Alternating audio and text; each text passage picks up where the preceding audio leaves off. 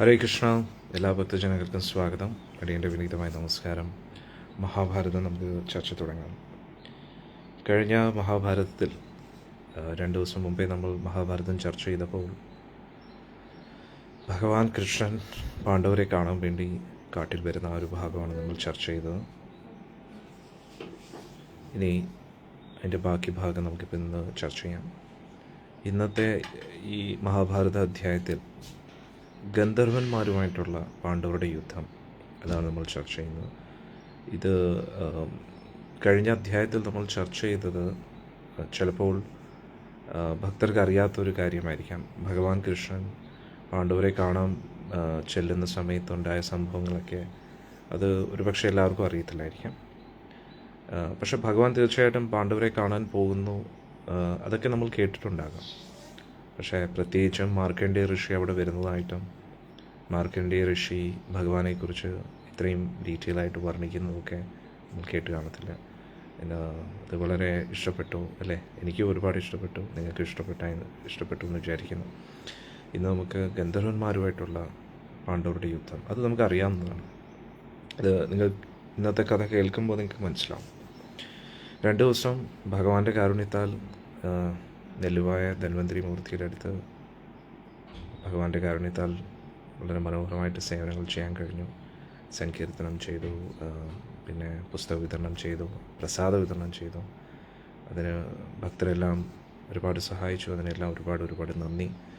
ഭഗവാൻ നമുക്കൊരു അവസരം നൽകി. നിങ്ങൾ ഭക്തരെല്ലാവരും ഓക്കെ. സഞ്ജയ് ബ്രോജി, ഞാൻ ഇന്ന് നൈമിഷാരണ്യത്തിൽ പോയി തീർത്ഥത്തിൽ കുളിച്ചു. അങ്ങയുടെ അനുഗ്രഹം കൊണ്ട്. Very good. ഭഗവാന്റെ അനുഗ്രഹം ലഭിക്കട്ടെ ബ്രോജി. അപ്പോൾ ഭഗവാന്റെ കാരുണ്യത്താൽ നെല്ലുവായ ധന്വന്തരി മൂർത്തിയുടെ ഒരു സേവനങ്ങളൊക്കെ വളരെ മനോഹരമായിട്ട് നടന്നു. ഭഗവാൻ ഇഷ്ടമായെന്ന് വിചാരിക്കുന്നു. ഇനിയും ഒരുപാട് നമുക്ക് സേവനങ്ങളൊക്കെ ചെയ്യാനുണ്ട്. നോക്കാം, എല്ലാം ഭഗവാൻ തീരുമാനിക്കട്ടെ. ധാരാളം ഭക്തർ വന്നിരുന്നു, ഒരുപാട് ആൾക്കാർ വന്നിരുന്നു. അവർക്കെല്ലാം ഭഗവാനെക്കുറിച്ച് കുറച്ചെങ്കിലും മനസ്സിലാക്കാൻ പറ്റിയെന്ന് വിചാരിക്കുന്നു. ഇനിയും ഭഗവാൻ ഇനിയുള്ള അവസരങ്ങൾ ഇനിയും തരട്ടെ. നമ്മളെല്ലാവരും ഒത്തൊരുമിച്ച് ഈ ഒരു സമൂഹത്തെ നേരായ മാർഗത്തിലേക്ക് നയിക്കാൻ ശ്രമിക്കാം. ഓം നമോ ഭഗവതേ വാസുദേവായ. ഓം നമോ ഭഗവതേ വാസുദേവായ. ഓം നമോ ഭഗവതേ വാസുദേവായ. നാരായണം നമസ്കൃത്യം നരം ചൈവ നരോത്തമം ദേവീം സരസ്വതീം വ്യാസം തതോ ജയമുദീരയേത്. അഷ്ടപ്രായേഷു അഭദ്രേഷു നിത്യം ഭാഗവത സേവയാ ഭഗവതി ഉത്തമശ്ലോകേ ഭക്തിർഭവതി നൈഷ്ഠികീ. കൃഷ്ണായ വാസുദേവായ ദേവകീ നന്ദനായ ച നന്ദഗോപകുമാരായ ഗോവിന്ദായ നമോ നമഃ. ഓം അജ്ഞാനതിമിരന്ധസ്യ ജ്ഞാനാഞ്ജനശലാകയ ചക്ഷുരുന്മിലിതം യേന തസ്മൈ ശ്രീഗുരവേ നമഃ. ശ്രീചൈതന്യമനോഭീഷ്ടം സ്ഥാപിതം യേന ഭൂതലേ സ്വയം രൂപകഥാ മह्यं ദദാതി സ്വപദാന്തികം. വന്ദേഹം ശ്രീഗുരോം ശ്രീയുതാപദകമലം ശ്രീഗുരോം വൈഷ്ണവാംശ്ച ശ്രീരൂപം സാഗരജാതം സഗണ രഘുനാഥാന്വിതം തം സജീവം സാദ്വൈതം സാവധൂതം പരിജനാസഹിതം കൃഷ്ണചൈതന്യദേവം ശ്രീരാധാ കൃഷ്ണപാദാൻ സഗണ ലളിത ശ്രീവിശാഖാന്വിതം സ്യ. ഓം വിഷ്ണുപാദായ കൃഷ്ണപൃഷ്ഠായ ഭൂതലേ ശ്രീമതേ ജയപതാകസ്വാമിനിധി നാമിനെ നമാചാര്യപാദായ നിതായ കൃപപ്രദായിനി ഗൗരകഥാദാമതായ നഗരഗ്രാമതായ. ഓം വിഷ്ണുപാദായ കൃഷ്ണപൃഷ്ഠായ ഭൂതലേ ശ്രീമതേ ഭക്തിവേദാന്ത സ്വാമിനിധി നാമിനെ നമസ്തേ സാരസ്വതീ ദേവി ഗൗരവാണി പ്രചാരിണി നിർവിശേഷ ശൂന്യവാദി പാശ്ചാത്യ ദേശധാരിണി. ഓം വിഷ്ണുപാദായ കൃഷ്ണപൃഷ്ഠായ ഭൂതലേ ശ്രീമതേ ഭക്തിസിദ്ധാന്ത സരസ്വതീ നാമിനെ ശ്രീവാസവാനഭി ദേവി ദയിതായ കൃപാബ്ദയേ കൃഷ്ണസംബന്ധവിജ്ഞാനദായിനൈ പ്രഭവേ നമഃ. മാധുര്യോജ്വല പ്രേമാഢ്യ ശ്രീരൂപാനുഗഭക്തിദാ ശ്രീഗൗരകരുണാശക്തി വിഗ്രഹായ നമോസ്തുതേ. നമസ്തേ ഗൗരവാണി ശ്രീമൂർത്തേ ദീനതാരിണി രൂപാനുഗവിരധവസിദ്ധാന്തദ്വന്ദ്വഹാരിണി. നമോ ഗൗരകിശോരായ സാക്ഷാത് വൈരാഗ്യമൂർത്തയേ വിപ്രലംബരസാംഭൂതേ പാദാംബുജായതേ നമഃ. നമോ ഭക്തിവിനോദായ സച്ചിദാനന്ദനാമിനി ഗൗരശക്തിസ്വരൂപായ രൂപാനുഗവരായ തേ ഗൗരാവിർഭാവഭൂമേസ്തം നിർദ്ദിഷ്ട സജ്ജനപ്രിയ വൈഷ്ണവ സർവഭൗമ ശ്രീജഗന്നാഥായ തേ നമഃ. നമോ മഹാവദന്യായ കൃഷ്ണപ്രേമപ്രദായ തേ കൃഷ്ണായ കൃഷ്ണചൈതന്യനാമിനേ ഗൗരദ്വസേ നമഃ. पञ्चतत्त्वात्मकं कृष्णं भक्तरूपस्वरूपकं भक्तावतारं भक्ताख्यं नमामि भक्तशक्तिं। हे कृष्णा करुणा सिन्धो दीनबन्धो जगत्पते गोपेश गोपिका कान्त राधाकान्त नमोऽस्तुते। जयतां सुरदो पङ्गोर्मम मन्दमतिर्गति मत्सर्वस्य पादाम्बुजो राधामदनमोहनो दिव्यद्वृन्दारण्यगर्भद्युमदत् श्रीमद्रत्नागारसिंहासनस्थं श्रीमद्राधा श्रीलगोविन्ददेवो प्रेष्ठारभ्य सेव्यमानस्मरण श्रीमण्डासरसारम्भी वंशीपटत्तटस्थिता कर्षन्वेणुस्मरेर्गोपीर्गोपीनाथश्रीस्तुता तप्तकाञ्चनगौराङ्गी राधे वृन्दावनेश्वरी वृषभानुसुते देवी प्रणमामि हरिप्रिये। जय श्री कृष्ण चैतन्य प्रभु नित्यानंद श्री अद्वैत गदाधर श्रीवासुदेव गौरभक्तवृंद। हरे कृष्ण कृष्ण कृष्ण हरे हरे हरे राम राम राम हरे हरे हरे कृष्ण कृष्ण कृष्ण हरे हरे हरे राम राम राम हरे। मूकं करोति वाचालं पङ्गुं लङ्घयति गिरिं यत्कृपातमहं वन्दे श्रीगुरुं दीनतारिणं परमानन्दमाधवं श्रीचैतन्यमीश्वरं। हरि ओं तत्सत्। ഹരേ കൃഷ്ണ. നമുക്ക് മഹാഭാരതം ചർച്ച തുടങ്ങാം. കഴിഞ്ഞ മഹാഭാരതത്തിൽ മാർക്കണ്ഡേയ ഋഷി പാണ്ഡവരെ കാണാൻ വരികയും അപ്പോൾ ഭഗവാൻ അവിടെ ഉണ്ടായിരുന്നു. അവിടെ തന്നെ നാരദ മഹർഷി എത്തുകയാണ്. എല്ലാവരും കൂടെ പ്രത്യേകിച്ച് യുധിഷ്ഠിരൻ ആധ്യാത്മിക കാര്യങ്ങൾ ചോദിക്കുകയാണ്. എല്ലാവരും ശ്രദ്ധയോടുകൂടി അത് കേട്ടുകൊണ്ടിരിക്കുകയാണ്. സാക്ഷാൽ ഭഗവാനും അത് കേട്ടുകൊണ്ടിരിക്കുകയാണ്. എന്നിട്ട് മാർക്കണ്ഡേയ ഋഷി ഈ പ്രപഞ്ചത്തിൽ അദ്ദേഹം കണ്ട കാര്യങ്ങളും പ്രത്യേകിച്ച് പ്രളയജലത്തിലെല്ലാം വെള്ളത്തിൽ മുങ്ങിക്കിടക്കുന്ന സമയത്ത് സാക്ഷാൽ ഭഗവാനെ കണ്ട കാര്യമൊക്കെ പറയുകയാണ്. അതേ അനിലിൽ കിടന്ന അതേ ഭഗവാൻ തന്നെയാണ് ഇപ്പോൾ ഇവിടെ ശ്രീകൃഷ്ണ ഭഗവാൻ എന്ന് പറയുകയാണ്. അത് കേട്ടിട്ട് എല്ലാവരും ഭഗവാന്റെ തൃപ്പാദം തൊട്ട് നമസ്കരിക്കുന്ന ആ ഒരു രംഗമാണ് നമ്മൾ കഴിഞ്ഞ മഹാഭാരതത്തിൽ ചർച്ച ചെയ്തത്. ഇത് നമുക്ക് ചർച്ച തുടരാം.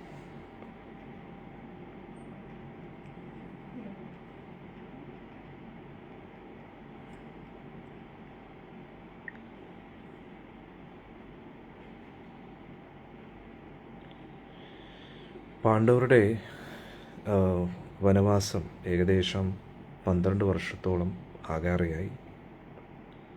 ആ സമയത്ത് ഒരു ബ്രാഹ്മണൻ ഹസ്തിനപുരിയിലേക്ക് പോവുകയായിരുന്നു. ആ ബ്രാഹ്മണൻ പാണ്ഡവരുടെ കൂട്ടത്തിൽ കുറച്ചു കാലം ഉണ്ടായിരുന്നു, കുറച്ച് ദിവസം. അതേ ബ്രാഹ്മണൻ തന്നെ പിന്നെ ഹസ്തിനപുരിയിൽ എത്തിയപ്പോൾ ധൃതരാഷ്ട്രർ ആ ബ്രാഹ്മണനെ സ്വീകരിച്ചു.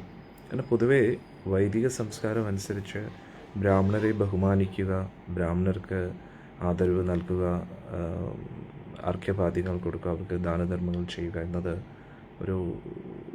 ഒരു കൾച്ചറായിരുന്നു. അതുകൊണ്ട് എല്ലാവരും അത് ഫോളോ ചെയ്തിരുന്നു. ഒരിക്കലും ബ്രാഹ്മണരെ അപമാനിക്കുകയോ അങ്ങനെയൊന്നും ചെയ്യാറില്ലായിരുന്നു. അങ്ങനെ എന്തെങ്കിലും ചെയ്താൽ അതൊരു വലിയൊരു പാപമായിട്ടായിരുന്നു കാണപ്പെട്ടിരുന്നത്. കാരണം അങ്ങനെയാണ്. കാരണം ബ്രാഹ്മണരെന്ന് പറഞ്ഞാൽ അത് ജനനം കൊണ്ട് ബ്രാഹ്മണരല്ല, കർമ്മം കൊണ്ട് ഗുണങ്ങളുണ്ടായിരിക്കണം അതിൻ്റെ അടിസ്ഥാനത്തിൽ. അപ്പോൾ ധൃതരാഷ്ട്രർ ആ ബ്രാഹ്മണനെ സ്വീകരിച്ചിരുത്തി.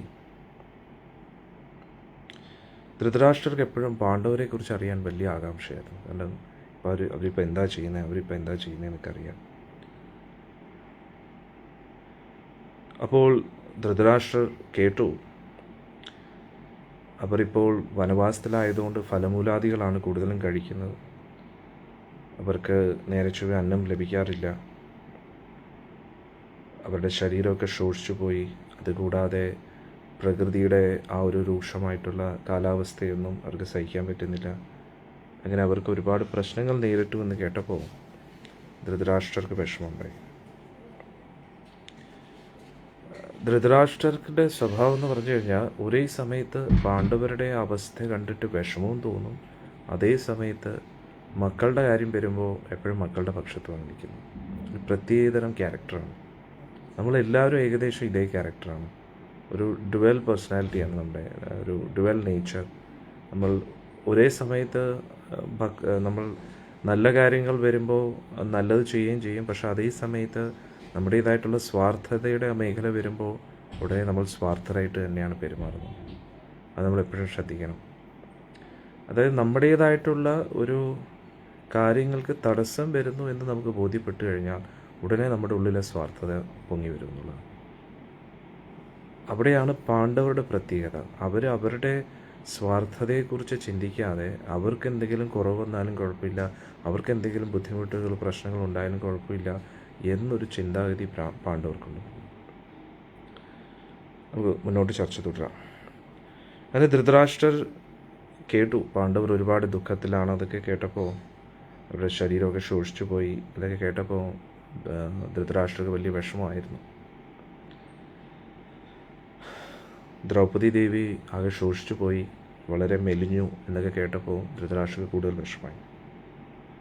എല്ലാ മന്ത്രിമാരും നിൽക്കെ തന്നെ, അവർ കാണുകയെ തന്നെ ധൃതരാഷ്ട്രർ കരയുമായിരുന്നു.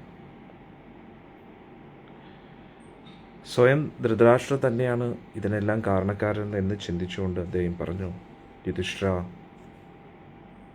അജാതശത്രു, ഈ ലോകത്ത് നിനക്ക് ആരും ശത്രുക്കളായിട്ടില്ല. നീ ഒറ്റയ്ക്ക് ഇപ്പോൾ കാട്ടിൽ താമസിക്കുകയാണ്, വെറും തറയിലാണ് കിടക്കുന്നത്.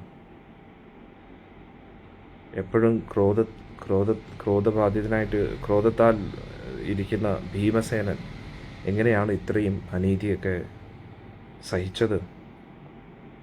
ദ്രൗപദി മരൂരിൻ ധരിച്ചാണ് ഇപ്പോൾ നിൽക്കുന്നത്, അതും വെറും തറയിലാണ് കിടക്കുന്നത്. ഇതൊക്കെ ഭീമൻ എങ്ങനെ സഹിക്കുന്നു? ജ്യേഷ്ഠനോടുള്ള സ്നേഹം കൊണ്ട് മാത്രമാണ് ഭീമൻ ഇതൊക്കെ സഹിക്കുന്നത് എന്ന് ധൃതരാഷ്ട്രർ സ്വയം പറയുക. അതൊന്ന് ആലോചിച്ച് നോക്കണം. അറിവില്ലാത്തവർ തെറ്റ് ചെയ്യുമ്പോൾ നമുക്കത് മനസ്സിലാക്കാം, അറിവില്ലായ്മയാണ്. ഇത്രയും അറിയാവുന്നൊരു വ്യക്തിയാണ് അത് ചെയ്യുന്നത്. പിന്നെ വേറൊരു കാര്യം നമ്മൾ മനസ്സിലാക്കേണ്ടത്, ഈ ലോകത്ത് ആരും അറിവില്ലായ്മ കൊണ്ട് തെറ്റ് ചെയ്യത്തില്ല കേട്ടോ. നിങ്ങൾ ചിന്തിച്ച് നോക്കിക്കഴിഞ്ഞാൽ മനസ്സിലാക്കാൻ പറ്റും. ഒരു കൊച്ചു കുട്ടിയെ തന്നെ നമ്മൾ നോക്കിക്കഴിഞ്ഞാൽ തെറ്റ് ചെയ്തു കഴിഞ്ഞാൽ ഉടൻ തന്നെ കള്ളത്തരം പറയും, അത് ഒളിക്കുകയും ചെയ്യുന്ന ഒരു പ്രവണത കുട്ടികളിൽ പോലും കാണാറുണ്ട്, അല്ലേ? എന്തെങ്കിലും ഒരു തെറ്റ് ചെയ്ത് കഴിഞ്ഞാൽ നമ്മൾ ചോദിക്കുമ്പോൾ എന്താ നിങ്ങളുടെ അഭിപ്രായം കമൻസിലിടും. ഒരു കൊച്ചു കുട്ടിയാണെങ്കിൽ പോലും ആദ്യം കള്ളത്തരമായിരിക്കും പഠിക്കുന്നത്. നല്ലത് എന്താ ചെയ്യേണ്ടത് എന്ന് പഠിക്കുന്നതിനെക്കാട്ടി മുമ്പേ കുട്ടികൾ എപ്പോഴും കള്ളത്തരമാണ് ആദ്യം പഠിക്കുന്നത്. അതിൽ നിന്ന് നമുക്ക് എന്താ മനസ്സിലാക്കാൻ കഴിയുന്നത്? തെറ്റാണെന്ന് എല്ലാവരുടെ ഉള്ളിലും അറിയാം. അറിവില്ലായ്മ കൊണ്ട് തെറ്റ് ചെയ്യുന്നു എന്ന് നമുക്കൊരിക്കലും പറയാൻ കഴിയില്ല. തെറ്റ് സംഭവിക്കുന്നതിൻ്റെ അർത്ഥം അറിഞ്ഞുകൊണ്ട് തന്നെയാണ് തെറ്റ് ചെയ്യുന്നത്. പക്ഷേ ആ തെറ്റിൻ്റെ തീവ്രതയെക്കുറിച്ച് നമ്മൾ അധികം ചിന്തിക്കാറില്ല. അതായത് നമ്മൾ ചെയ്യുന്ന പ്രവൃത്തി മറ്റുള്ളവരെ എങ്ങനെ ബാധിക്കുന്നു, മറ്റുള്ളവർക്കൊരു ബുദ്ധിമുട്ടാവുന്നുണ്ടോ, ഈ ലോകത്തിൽ താമസിക്കുന്നവർക്ക് എന്താണ് ഇതിലൂടെ എന്ത് പരിണിത ഫലമാണ് ഉണ്ടാകുന്നത് എന്നാരും ചിന്തിക്കാറില്ല. അവരുടെ സുഖത്തെക്കുറിച്ച് മാത്രമേ ചിന്തിക്കുന്നുള്ളൂ. ഈ ഒരു സന്ദർഭത്തിൽ ഞാൻ പറഞ്ഞു പോവുകയാണ്, ഈ ലോകത്ത് എത്രയോ പാവം സ്ത്രീകളോടും പെൺകുട്ടികളോടും അനീതി നടക്കുന്നു, അവരെ നശിപ്പിക്കാൻ നോക്കുന്നു. അന്നേരം അവർക്ക് അറിഞ്ഞുകൂടെ ഇത് തെറ്റാണെന്ന്, അല്ലേ? അവർക്ക് നന്നായി അറിയാം. പക്ഷെ എന്തുകൊണ്ട് അവരത് ചെയ്യുന്നു?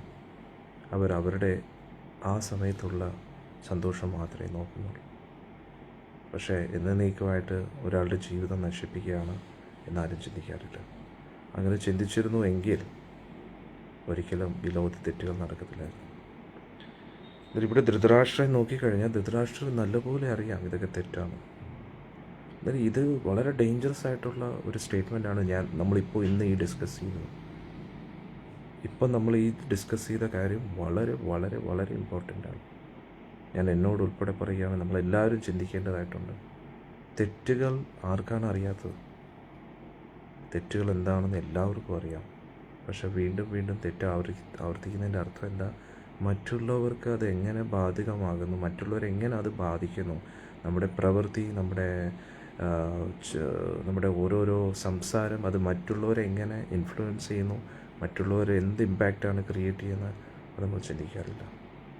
ഉദാഹരണത്തിന് സിനിമാ നടന്മാരൊക്കെ കോടാനുകോടി രൂപ ചിലവാക്കി ഓരോ സിനിമയിൽ പങ്കെടുക്കുന്നു. ചിലവാക്കിയല്ല, അവർ കാശ് മേടിച്ചിട്ട്, അല്ലേ, അല്ലെങ്കിൽ കാശ് ഉണ്ടാക്കുന്നു പ്രൊഡക്ഷൻ കമ്പനികളൊക്കെ. പക്ഷെ ആ സിനിമ കാണുന്നവരുടെ ഉള്ളിൽ എന്ത് ഇമ്പാക്റ്റാണ് ക്രിയേറ്റ് ചെയ്യാൻ പോകുന്നതെന്ന് ചിന്തിക്കുന്നില്ല. ഇപ്പോൾ ഈ ഇടയ്ക്ക് തന്നെ വളരെ വയലൻ്റായിട്ടുള്ളൊരു മൂവി ഇറങ്ങി. നമുക്ക് എല്ലാവർക്കും അറിയാം എന്താ ഞാൻ പറയാൻ ഉദ്ദേശിക്കുന്നില്ല. വേറെ ഇത്രയും വയലൻസ് ഉള്ളൊരു സിനിമ, അതിൽ ആ പ്രൊഡ്യൂസറോ നടന്മാരോ ആരും ചിന്തിക്കുന്നില്ല. അവരെപ്പോഴും ഒരു ഹിറ്റ് സിനിമ ഉണ്ടാക്കാനേ നോക്കുന്നുള്ളൂ. അന്നേരം അവരുടെ ലക്ഷ്യം എങ്ങനെ നല്ലൊരു ഹിറ്റ് സിനിമ ഉണ്ടാക്കാമെന്ന് മാത്രം. ഹിറ്റ് സിനിമ എന്ന് പറഞ്ഞാൽ കൂടുതൽ പേരും കാണണം, അതാണല്ലോ ഹിറ്റ് സിനിമ. കൂടുതൽ ആൾക്കാരുടെ എന്താ പറയുന്നത്, കൂടുതൽ ആൾക്കാർ വന്ന് ഹൗസ്ഫുൾ ആകണം, സിനിമ തിയേറ്റേഴ്സ്. എന്നിട്ട് ധാരാളം കാശ് കിട്ടണം എന്ന ഒറ്റ ചിന്ത മാത്രമേ ഉള്ളൂ. പക്ഷേ ആ സിനിമ മറ്റുള്ളവരിൽ എന്തെങ്കിലും ഒരു പോസിറ്റീവ് ഇൻഫ്ലുവൻസ് ആണോ ക്രിയേറ്റ് ചെയ്യുന്നത്? ഇനി അങ്ങനെ ഏതെങ്കിലും ഒരു സിനിമ വന്നു കഴിഞ്ഞാൽ അത് വിജയിക്കാനും സാധ്യത കുറവാണ്. അത് ചിലവാക്കിയ തുക പോലും തിരിച്ചു കിട്ടാത്തൊരവസ്ഥയിലേക്ക് എത്തിയിരിക്കുകയാണ്. അതുകൊണ്ട് വളരെ പരിതാപകരമാണ് ഇന്നത്തെ സിറ്റുവേഷൻ.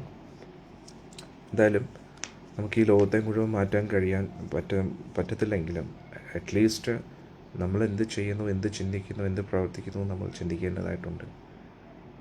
കാരണം നമ്മൾ every action has N equal and opposite reaction എന്ന് പറയുന്ന പോലെ നമ്മൾ ചെയ്യുന്ന ഓരോ പ്രവൃത്തിക്കും അതിൻ്റേതായിട്ടുള്ള പരിണിത ഫലങ്ങൾ നമ്മൾ അനുഭവിക്കേണ്ടതായിട്ടുണ്ട്. നമ്മൾ സമൂഹത്തിന് ഒരു നല്ല മെസ്സേജ് കൊടുത്താൽ എങ്ങനെയാണോ അത് പോസിറ്റീവായിട്ട് തിരിച്ചു വരുന്നത്, നമുക്ക് നന്മയായിട്ട് വരുന്നത്, നമുക്ക് ബ്ലെസ്സിങ്സ് ആയിട്ട് വരുന്നത്, അതേപോലെ നമ്മളൊരു നെഗറ്റീവ് മെസ്സേജ് കൊടുത്താൽ അതേപോലെ തിരിച്ച് റിസൾട്ട് കിട്ടും. നമുക്ക് ചിലപ്പം കാശും പേരും പ്രശസ്തിയൊക്കെ കിട്ടും, പക്ഷേ സമാധാനം കിട്ടണമെന്നില്ല, നിർബന്ധമില്ല.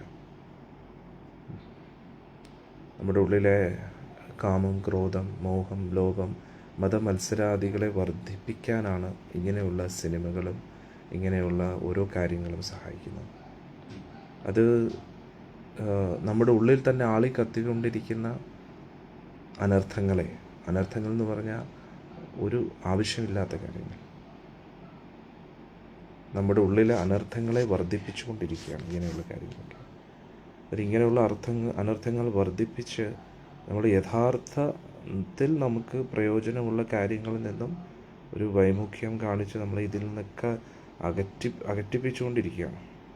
നമുക്കൊരു പ്രചോദനം ലഭിക്കുന്നില്ല അത് യഥാർത്ഥ കാര്യങ്ങൾ ചെയ്യാനായിട്ട്. അത് വല്ലാത്തൊരു പ്രശ്നമാണ് എന്ന് നമ്മൾ മനസ്സിലാക്കുക. ആൾക്കാർ കൂടുതൽ മൃഗീയ ബോധത്തിലേക്ക് പോയിക്കൊണ്ടിരിക്കുകയാണ്. നമുക്ക് എന്തായാലും ചർച്ചപ്പെട്ടാണ്. അപ്പോൾ ധൃതരാഷ്ട്രം ഒരുപാട് വിഷമിച്ചു. പക്ഷെ അന്നേരം എന്തുമാത്രം അറിഞ്ഞുകൊണ്ടാണ് ഈ തെറ്റുകളൊക്കെ ചെയ്യുന്നത് നമ്മളൊന്ന് ആലോചിച്ച് നോക്കണേ, അല്ലേ? വളരെ വിഷമമുള്ള ഒരു കാര്യമാണ്. അന്നേരം ധൃതരാഷ്ട്രം പറഞ്ഞു. അന്നേരം ഇവിടെ നമ്മൾ പ്രത്യേകിച്ച് അടുത്തൊരു അതായത് പാണ്ഡവരെക്കാട്ടിയും ദുര്യോധനെക്കാട്ടിയും ദ്രൗപദി ദേവിയെക്കാട്ടിയും എല്ലാ മഹാഭാരതത്തിലുള്ള എല്ലാ വ്യക്തികളെക്കാട്ടിയും ഏറ്റവും കൂടുതൽ നമുക്ക് പഠിക്കാനുള്ള ധൃതരാഷ്ട്രത്തിൽ നിന്നാണ്. പേഴ്സണലി എനിക്ക് ഒരുപാട് മഹാഭാരതത്തിലെ പഠനത്തിൽ നിന്ന് ഞാൻ മനസ്സിലാക്കിയ ഒരു കാര്യം, ഏറ്റവും കൂടുതൽ നമ്മൾ പഠിക്കാനുള്ളത് ധൃതരാഷ്ട്രത്തിൽ നിന്നാണ്. നമ്മളൊരിക്കലും അതിൽ ഏത് കഥാപാത്രം നമ്മളൊരിക്കലും ധൃതരാഷ്ട്രയെ പോലെ ആകരുത്. വളരെ ഡേഞ്ചറസ് ആയിട്ടുള്ള ഒരു കഥാപാത്രമാണ്. ദുര്യോധനെ നമുക്ക് വളരെ ക്ലിയറായിട്ട് മനസ്സിലാക്കാൻ പറ്റും, ഓക്കെ ആള് ശരിയല്ല. ശകുനിയെ നമുക്ക് മനസ്സിലാക്കാൻ പറ്റും. പക്ഷേ ഏറ്റവും ഡേഞ്ചറസ് ആയിട്ടുള്ള കഥാപാത്രം എന്ന് പറഞ്ഞാൽ ധൃതരാഷ്ട്രമാണ്. നമ്മൾ ചിന്തിക്കുന്നത് അന്നേരം പുറമേ നോക്കുമ്പോൾ എങ്ങനെയാണ്? നേത്രഹീനനാണ്, കണ്ടു കാണത്തില്ല, വളരെ പാവം, സാധു, അല്ലേ? ഒരു മറ്റൊരാളുടെ സഹായം വേണം, എന്നിട്ട് എപ്പോഴും പാണ്ഡവരോട് സഹതാപം. പാണ്ഡവരാണെങ്കിൽ സ്വന്തം അച്ഛൻ്റെ സ്ഥാനത്താണ് ധൃതരാഷ്ട്രയെ കാണുന്നത്. അന്നേരം എത്രമാത്രം ദുഷ്ടവില്ല കഥാപാത്രമാണ് ധൃതരാഷ്ട്രം എന്ന് മനസ്സിലാക്കുക. ഏറ്റവും ഡേഞ്ചറസ് ആയിട്ടുള്ളൊരു കഥാപാത്രമാണ്. ദുര്യോധനെ നമുക്ക് മനസ്സിലാക്കാൻ കഴിയും, ശകുനിയെ മനസ്സിലാക്കാൻ കഴിയും, ബാക്കി എല്ലാ ദുശാസനെയും പിന്നെയും ഒക്കെ വളരെ സ്ട്രെയിറ്റ് ആണ്. പക്ഷെ ധൃതരാഷ്ട്രയെ പോലുള്ളൊരു ക്യാരക്ടർ വളരെ ഡേഞ്ചറസ് ആണ്. നമ്മുടെ ചുറ്റും ഒരുപാട് ധൃതരാഷ്ട്രന്മാരുണ്ട്, പക്ഷെ നമ്മൾ ധൃതരാഷ്ട്രമായി പോകരുത്. അത് വളരെ ഡേഞ്ചറസ് ആണ്. Shakuni okay, we can understand. Duryodhan we can understand. Dushasan okay, we can understand. പക്ഷെ ധൃതരാഷ്ട്രമാണ് ഏറ്റവും ഡേഞ്ചറസ് ക്യാരക്ടർ. അത് നമ്മൾ മനസ്സിലാക്കുക. ഇവിടെ ധൃതരാഷ്ട്രയുടെ വിഷമം പാണ്ഡവരെക്കുറിച്ച് ഓർത്ത് കരയുകയാണ്. അന്നേരം വ്യാസമഹർഷി കരയുകയാണെന്ന് പറയുന്നതിൻ്റെ അർത്ഥം യഥാർത്ഥത്തിൽ ആൾ കരയുകയാണ്. അതിവിടെ അഭിനയിക്കുകയല്ല. ഇപ്പം ഒരു രാജാവായിട്ടിരിക്കുന്ന ഒരാൾ അവിടെ അഭിനയിക്കേണ്ട ആവശ്യമില്ലല്ലോ മന്ത്രിമാരുടെ മുമ്പിൽ. കാരണം പാണ്ഡവരില്ല, ആരെയും ബോധ്യപ്പെടുത്തേണ്ടതായിട്ടില്ല. പക്ഷെ ബോധ്യപ്പെടുത്തുകയും കൂടി ചെയ്യണം. എത്ര ഡിഫിക്കൽട്ട് ക്യാരക്ടറാണ് നോക്കണേ.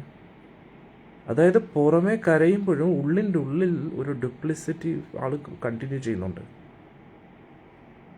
ആൾക്ക് നന്നായി അറിയാം ഞാൻ അധർമ്മിയാണെന്ന്. പക്ഷേ ആളിനെ തന്നെ കൺവിൻസ് ചെയ്യാണ് ഞാൻ അധർമ്മിയല്ല. അതേസമയത്ത് ചുറ്റുമുള്ള ഭീഷ്മരും ഇവരെയൊക്കെ കൂടെ ഒരു പ്രത്യേകതരം ക്യാരക്ടർ. ഇത്രയും കോംപ്ലിക്കേറ്റഡ് ആയിട്ടുള്ള ഒരു ക്യാരക്ടർ വേറെ കാണുമെന്ന് സംശയമാണ്. സത്യം പറഞ്ഞാൽ മഹാഭാരതം സീരിയലിൽ അഭിനയിച്ചപ്പോൾ ഞാൻ കണ്ടത് ഇതെന്ന് പറഞ്ഞു കഴിഞ്ഞാൽ ഏറ്റവും നന്നായിട്ട് അഭിനയിച്ച ധൃതരാഷ്ട്രർ ആരാണെന്ന് നിങ്ങൾക്ക് മനസ്സിലാവണമെങ്കിൽ പണ്ടത്തെ B.R. ചോപ്രയുടെ മഹാഭാരതം നിങ്ങളൊന്ന് കാണണം. അതിൽ ധൃതരാഷ്ട്രമായിട്ട് അഭിനയിച്ച ആ വ്യക്തി സൂപ്പറാണ്. ആൾ ഏകദേശം ഒരു 50-60% ആ ഒറിജിനൽ മഹാഭാരതത്തിലെ ധൃതരാഷ്ട്രയെ പോലെ അഭിനയിച്ചു എന്നുണ്ട്. സ്റ്റാർ പ്ലസിൽ അഭിനയിച്ച ആ ഒരു ആൾ നന്നായി ശ്രമിച്ചു, നന്നായി ട്രൈ ചെയ്തു. പക്ഷെ ആ ഒരു ധൃതരാഷ്ട്രയുടെ ഒരു പ്രത്യേകം കൺഫ്യൂസിങ് ക്യാരക്ടർ ഉണ്ടല്ലോ, അത് വന്നിട്ടില്ല. പക്ഷേ B.R. ചോപ്രയുടെ നിങ്ങൾ ചില എപ്പിസോഡ്സൊക്കെ എടുത്ത് നോക്കണം. അത് ഹിന്ദിയിലാണ്, മലയാളത്തിലില്ല. പക്ഷേ ആ ധൃതരാഷ്ട്രയുടെ അഭിനയം പല പല രീതിയിൽ എപ്പോഴും ഉള്ളിൽ വേറൊന്നും പുറമേ ഒന്നും അങ്ങനെയൊക്കെ ഒരു പ്രത്യേകതരം ക്യാരക്ടറാണ്. അത് ഞാൻ ഇവിടെ പറഞ്ഞു വന്നത് അവരുടെ പാണ്ഡവരുടെ സാഹചര്യത്തെ ഓർത്ത് ധൃതരാഷ്ട്രർ വിഷമിക്കുന്നുണ്ട്. പക്ഷെ അതേ സമയത്ത് ധൃതരാഷ്ട്രർ ഇവിടെ പറയുന്നത് കേട്ടില്ലേ, ഭീമൻ എങ്ങനെ ഇതൊക്കെ സഹിക്കുന്നു? ഭീമൻ എങ്ങനെയാണ് ഇതൊക്കെ സഹിക്കാൻ കഴിയുന്നത്? അതെന്നെ അത്ഭുതപ്പെടുത്തുകയാണ്. ജ്യേഷ്ഠനെ ഓർത്തുകൊണ്ട് മാത്രം അവൻ ഇങ്ങനെ ക്ഷമിച്ചിരിക്കുകയാണ്. അതായത് അവിടെ പാണ്ഡവരോടുള്ള സഹതാപത്തെക്കാട്ടി ഉപരി അവിടെ അവരെക്കുറിച്ചുള്ള ഭയമാണ്. ഇനി എന്തായിരിക്കും എൻ്റെ മക്കൾക്കെതിരെ വരുന്നത് എന്നുള്ളൊരു ടെൻഷനാണ്. അതും അടുത്തൊരു ചിന്തിക്കേണ്ട മക്കളെക്കുറിച്ചും അല്ല ആൾക്ക് ടെൻഷൻ. കാരണം മക്കളും മരിച്ചതിന് ശേഷം പാണ്ഡവരോട് കൂടി താമസിക്കുകയാണ്. അതായത് ധൃതരാഷ്ട്രയുടെ ഒരേ ഒരു ടെൻഷൻ എനിക്ക് എൻ്റെ രാജ്യം നഷ്ടപ്പെടുമെന്നുള്ളതാണ്. മക്കൾ മരിച്ചാലും കുഴപ്പമില്ല, അതായത് പാണ്ഡവർ ഭരിക്കുകയാണെങ്കിലും കുഴപ്പമില്ല, എനിക്ക് എൻ്റെ സിംഹാസനത്തിൽ ഇരിക്കാൻ പറ്റിയാൽ മതി എന്നുള്ളതാണ്. അതായത് ഇത്രയും യുദ്ധം ആൾ ചെയ്യിപ്പിച്ചത് ആളുടെ സിംഹാസനം നഷ്ടപ്പെടാതിരിക്കാനായിരുന്നു. ഇത്രയും കോംപ്ലിക്കേറ്റഡ് ആയിട്ടുള്ള ഒരു ക്യാരക്ടർ നാരായണ, സത്യം ഭയങ്കര വിചിത്രമായിട്ടുള്ള ഒരു ക്യാരക്ടറാണ്. നമ്മൾ ഒരിക്കലും ഇങ്ങനെ ആയിപ്പോകരുത്. ഭയങ്കര ഡേഞ്ചറസ് ക്യാരക്ടറാണ് സത്യം. എന്നെ ഒരുപാട് ഈ ഹോണ്ട് ചെയ്തെന്നൊക്കെ പറയില്ല ഇംഗ്ലീഷിൽ, ഇങ്ങനെ ഒരുപാട് ഭ്രാന്ത് പിടിപ്പിക്കുന്ന ഒരു ക്യാരക്ടറാണ്. ഹരേ കൃഷ്ണ. അന്നേരം നമ്മൾ ഒരിക്കലും ഇങ്ങനെ ആയിപ്പോകരുത്. അതായത് ധൃതരാഷ്ട്രർക്ക് സ്വയം പോലും ധൃതരാഷ്ട്രയെ മനസ്സിലാക്കാൻ പറ്റാത്ത രീതിയിൽ വില്ലനിയസ് ക്യാരക്ടറാണ്. അതായത് നമ്മൾ പോലും നമ്മളെ മനസ്സിലാക്കാൻ പറ്റാത്ത അത്രത്തോളം നമ്മൾ ദുഷ്ടന്മാരായി കഴിഞ്ഞാൽ അത് വളരെ ഡേഞ്ചറസ് ആണ്. അത് ഇങ്ങനെയുള്ള ക്യാരക്ടേഴ്സിൻ്റെ പ്രത്യേകത, ലോകത്തിലുള്ള ഏത് തെറ്റും അവർ ചെയ്യുകയും ചെയ്യും. ആ തെറ്റിനല്ല അവർക്ക് ന്യായീകരണങ്ങളും കാണുന്നുള്ളതാണ്, ജസ്റ്റിഫിക്കേഷൻ കാണുന്നുള്ളതാണ്. അവരെ സംബന്ധിച്ചിടത്തോളം ആരും സ്വന്തമല്ല, ആരും ശത്രുക്കളുമല്ല. അവർ ഏത് നിമിഷവും അങ്ങോട്ടും ഇങ്ങോട്ടും എങ്ങനെ വേണമെങ്കിലും മാറാൻ കഴിയുന്നുള്ളൂ. പക്ഷെ വളരെ ഡേഞ്ചറസ് ആണ്. നമ്മൾ ഒരിക്കലും ഇങ്ങനെ ആയി പോരുത്. നമ്മൾ ഇങ്ങനെ ആയിക്കഴിഞ്ഞാൽ ധൃതരാഷ്ട്രം എന്തായാലും ആൾ രക്ഷപ്പെട്ടു എന്ന് പറയാം. പക്ഷെ നമ്മളിങ്ങനെ രക്ഷപ്പെടുമെന്ന് സംശയമാണ്. കാരണം ധൃതരാഷ്ട്ര അവസാനമെങ്കിലും ആളുടെ ജീവിതം ആ നന്മയിലേക്ക് കൊണ്ടുപോയി. മനസ്സിലായില്ലേ? അന്നേരം ധൃതരാഷ്ട്രർക്ക് അറിയാത്തതായിട്ട് എന്താ ഉള്ളത്? വ്യാസമഹർഷിയുടെ മകനാണ് ആള്. എത്രയോ ഋഷിമാരെ ഡെയിലി കാണുന്ന വ്യക്തിയാണ്. സാക്ഷാൽ വിതുരൻ എന്ന് പറഞ്ഞ ധർമ്മരാജൻ സ്വയമാണ് മന്ത്രിയും സഹോദരനായിട്ടുള്ളത്. അതും കൂടാതെ നാരദ മഹർഷി എത്ര പ്രാവശ്യം വന്നിരിക്കുന്നു, ഭഗവാൻ എത്ര പ്രാവശ്യം വന്ന് ഉപദേശം കൊടുത്തിരിക്കുന്നു, ഭഗവാൻ വിശ്വരൂപം കാണിച്ചു കൊടുത്തു, ഭഗവത്ഗീത ഉപദേശിച്ചു കൊടുത്തു സഞ്ജയനിലൂടെ.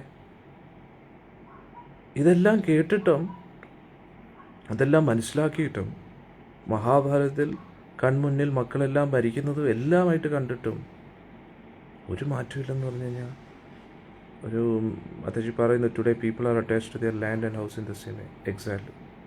ഇന്ന് മിക്ക ആൾക്കാരും 100% എന്ന് പറയാൻ കഴിയില്ല. എന്നാലും അങ്ങനെയാണെങ്കിൽ ലോകം ഇരിക്കത്തില്ലായിരുന്നു. ഏകദേശം ഒരു 90% ആൾക്കാരെങ്കിലും ധൃതരാഷ്ട്രയുടെ മെൻറ്റാലിറ്റി ഉള്ളവരാണ്.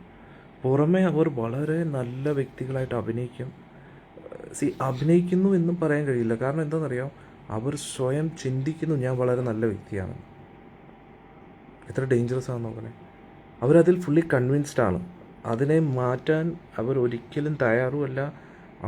അവരുടെ ഭാഗത്തുനിന്ന് വളരെ സിമ്പതി പ്രതീക്ഷിച്ചുകൊണ്ടിരിക്കും. മറ്റുള്ളവർ എന്നോട് സിമ്പത്തറ്റിക് ആയിരിക്കണം, ഞാൻ ഒറ്റയ്ക്കാണ്, എനിക്ക് അസഹായം എന്നാണ്, എനിക്ക് നിസ്സഹായ അവസ്ഥയിലാണ് എനിക്ക് മറ്റൊരാളുടെ ഹെൽപ്പ് വേണം, ഇങ്ങനെയൊക്കെ ചിന്തിക്കുന്ന വ്യക്തികളാണ്. പക്ഷേ എപ്പോഴാണ് ഇങ്ങനെ ആലിംഗനം ചെയ്ത് അസ്ഥികൾ പൊടിച്ച് തുണ്ടം തുണ്ടാക്കാൻ എപ്പോഴാണ് ശ്രമിക്കുന്നതെന്ന് പോലും പറയാൻ പറ്റത്തില്ല. അത് ഭീമൻ എവിടെയെന്ന് ഇങ്ങനെ പറഞ്ഞിട്ട് കെട്ടിപ്പിടിക്കുമ്പോഴത്തേക്ക് ഭീമനെ ഞെരിച്ച് കൊല്ലാൻ നോക്കുകയാണ്. എന്നിട്ട് ഇങ്ങനെ ചെയ്താലും അവരവരുടെ ഭാഗം ന്യായീകരിച്ചുകൊണ്ടിരിക്കും. സോ മഹാഭാരതത്തിലെ യഥാർത്ഥ വില്ലൻ ധൃതരാഷ്ട്രമാണ്. ഒരാളുടെ സ്വാർത്ഥത ഏതറ്റം വരെ പോകും എന്നാണ്. അതാണ് പ്രധാനമായിട്ട് നമ്മൾ ആ ബി.ആർ. ചോപ്രയുടെ മഹാഭാരതത്തിൽ തുടക്കത്തിലുള്ള പാട്ടിൽ ഈ കഥാ ഹേ പുരുഷാർത്ഥ കീ, ഈ കഥ പുരുഷാർത്ഥത്തിൻ്റെ കഥയാണ്. പുരുഷാർത്ഥം, പുരുഷൻ എന്ന് ഉദ്ദേശിച്ച ഇവിടെ ആണെന്ന് മാത്രമല്ല ജീവാത്മാവെന്ന്. അത് ജീവാത്മാവ് യഥാർത്ഥത്തിൽ ആ ജീവാത്മാവിൻ്റെ സമ്പത്ത് എന്താണ്, അർത്ഥം എന്ന് പറഞ്ഞാൽ എന്തിനു വേണ്ടിയായിരിക്കണം ഞാൻ ജീവിക്കുന്നത്, what should be the purpose of my life. അന്നേരം പുരുഷാർത്ഥം, ഒരു ജീവാത്മാവ് ഈ ലോകത്തിൽ വന്നു കഴിഞ്ഞാൽ എന്തിനു വേണ്ടിയായിരിക്കും, what should be the aim of that person. അന്നേരം പുരുഷാർത്ഥം, അന്നേരം എന്താണ് ജീവിതത്തിൻ്റെ യഥാർത്ഥ ലക്ഷ്യം. അതിന് 2 ഓപ്ഷനാണ് കൊടുക്കുന്നത്. എത്ര മനോഹരമാണ് ആ പാട്ട് നോക്കണേ.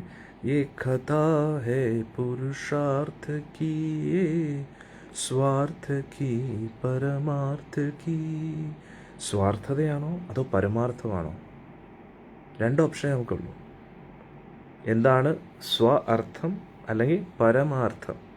തുടക്കത്തിൽ എന്താ പറയുക, പുരുഷാർത്ഥം. നമ്മൾ പൊതുവെ ആ പാട്ട് കേട്ടിങ്ങനെ ആസ്വദിക്കും. പക്ഷേ അതിൻ്റെ മീനിങ്ങിലോട്ട് പോയി കഴിഞ്ഞാൽ പുരുഷാർത്ഥം, ഒരു ജീവാത്മാവിൻ്റെ ലക്ഷ്യം എന്തായിരിക്കണം, അത് സ്വ അർത്ഥമായിരിക്കണോ അതോ പരമാർത്ഥമായിരിക്കണോ? അമേസിങ് അല്ലേ? സ്വാർത്ഥ കീ പരമാർത്ഥ കീ. എന്നിട്ട് അടുത്ത എന്താ പറയുന്നത്? നിങ്ങൾ കൺഫ്യൂസ്ഡ് ആണോ? എനിക്ക് അതിനും വഴിയുണ്ട്. സാരഥി ജിസ്കേ ബനെ ശ്രീകൃഷ്ണ ഭാരത് പാർത്ഥ കീ. നിങ്ങൾ പേടിക്കണ്ട, നിങ്ങൾക്കൊരു സാരഥി വേണം. എങ്ങനത്തെ സാരഥി? പാർത്ഥന് കിട്ടിയ സാരഥിയെ പോലെ നിങ്ങൾക്കൊരു സാരഥി വരണം. അപ്പോൾ എന്തു പറഞ്ഞു? സത്യ ഉദ്ഘോഷിത് ഹുവാ ജബ്. അന്നേരം പരമസത്യം നിങ്ങൾക്ക് മനസ്സിലാകാൻ കഴിയും. എന്തുവാണ്? യഥാ യഥാ ഹി ധർമ്മസ്യ. അന്നേരം ഇതൊന്നുമല്ല നമ്മുടെ ജീവിതത്തിൻ്റെ ലക്ഷ്യം. ഭഗവാന്റെ ലക്ഷ്യത്തിന് വേണ്ടി പ്രവർത്തിക്കുക. ധർമ്മത്തിന് ഗ്ലാണി വരുമ്പോൾ ഭഗവാൻ വരുന്നു. സാധുജനങ്ങളെ സംരക്ഷിക്കാനും ധർമ്മത്തെ സ്ഥാപിക്കാനും വേണ്ടി ആ ഭഗവാൻ ഈ ഭൂമിയിൽ ഇറങ്ങി വരുന്നുണ്ട്. അതുകൊണ്ട് ആ ഭഗവാന്റെ മിഷന് വേണ്ടി നമ്മൾ പ്രവർത്തിക്കുകയാണ്. എങ്ങനെയുണ്ട്? സൂപ്പർ അല്ലേ? കമൻസിലിടൂ നിങ്ങളുടെ അഭിപ്രായം. അന്നേരം ഇവിടെ ധൃതരാഷ്ട്രം എങ്ങനെയാ? ധൃതരാഷ്ട്രർ പറയുക, ഭീമൻ ഇതൊക്കെ എങ്ങനെയാണ് സഹിച്ചത്? യുധിഷ്ഠിരനെ ഓർത്ത് മാത്രമായിരിക്കും ഭീമനൊക്കെ ഇത് സഹിക്കുന്നത്. അർജുനാണെങ്കിലോ, അർജുനെക്കുറിച്ച് എനിക്ക് ഭയമുണ്ട്. ദ്രൗപദി ദേവിയും സഹോദരന്മാരും നകുല സഹദേവന്മാരും ഇത്രയും ദുഃഖങ്ങൾ അനുഭവിച്ചുകൊണ്ടിരിക്കുന്നത് കണ്ടിട്ട് ഒരു സർപ്പം ക്രോധത്താൽ ചീറ്റി നിൽക്കുന്ന പോലെയാണ് അർജുൻ നിൽക്കുന്നത്. ആ വീരന്മാരും അവരുടെ ഭാര്യയും ഇത്രയും ദുഃഖം ഒരിക്കലും അനുഭവിക്കേണ്ടവരല്ല. എന്നിട്ട് ഇതിനുശേഷം ധൃതരാഷ്ട്രൻ എന്താ പറയുന്നത്? ആ ദുര്യോധൻ്റെ ക്രൂര വാക്കുകൾ, ആ ചൂതുകളി, ഇതെല്ലാം അവരെ പകലും രാത്രിയും ഭസ്മമാക്കിക്കൊണ്ടേയിരിക്കണം. ആരാ പറയുന്നത്? കേട്ട് കഴിഞ്ഞാൽ തോന്നും ഇദ്ദേഹം അറിയാതെയാണ് ഇതൊക്കെ നടന്നിരിക്കുന്നത്. എനിക്ക് ഭീമൻ്റെ ക്രോധത്തെക്കുറിച്ച് ആലോചിക്കുമ്പോഴേ, ഭീമൻ്റെ ക്രോധം ദിവസം പ്രതി ഒരു അഗ്നിയിൽ നെയ്യിടുന്നത് പോലെ ആളിക്കത്തുന്ന ഒരു തീയെ പോലെയാണ്. ദിനം പ്രതി ഒരു തീയിൽ നെയ്യ് ഒഴിച്ചുകൊണ്ടിരുന്ന ഒരു തീ എങ്ങനെയാണോ കത്തുന്നത്, അതേപോലെ ഭീമൻ്റെ ദേഷ്യം ദിവസം കഴിയുന്തോറും, ഓരോ ദിവസം കഴിയുന്തോറും തീ ആളിക്കത്തുന്ന പോലെയാണ്. അതായത് 13 വർഷം ആകാറാവുകയാണല്ലോ.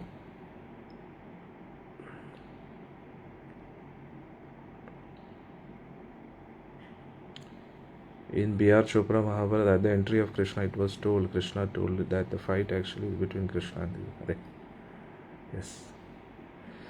അതായത് ഇവിടെ 13 വർഷം തികയാറാകും തോറും ഭീമൻ്റെ ദേഷ്യം വർദ്ധിച്ചുകൊണ്ടേയിരിക്കുകയാണ്.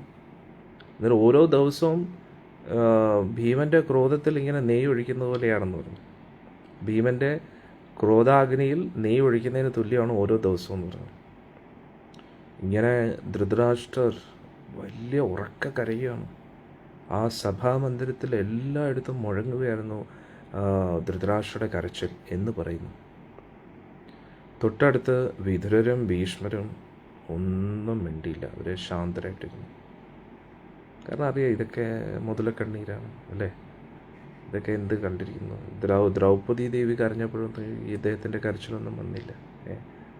എന്നിട്ട് ധൃതരാഷ്ട്ര പറയുകയാണ്, എൻ്റെ പുത്രന്മാർ ശകുനി, കർണൻ, അവർ മരത്തിൻ്റെ മുകളിലുള്ള ആ തേനിനെ മാത്രമേ കണ്ടുള്ളൂ, പക്ഷേ വീഴ്ചയെ കണ്ടില്ല.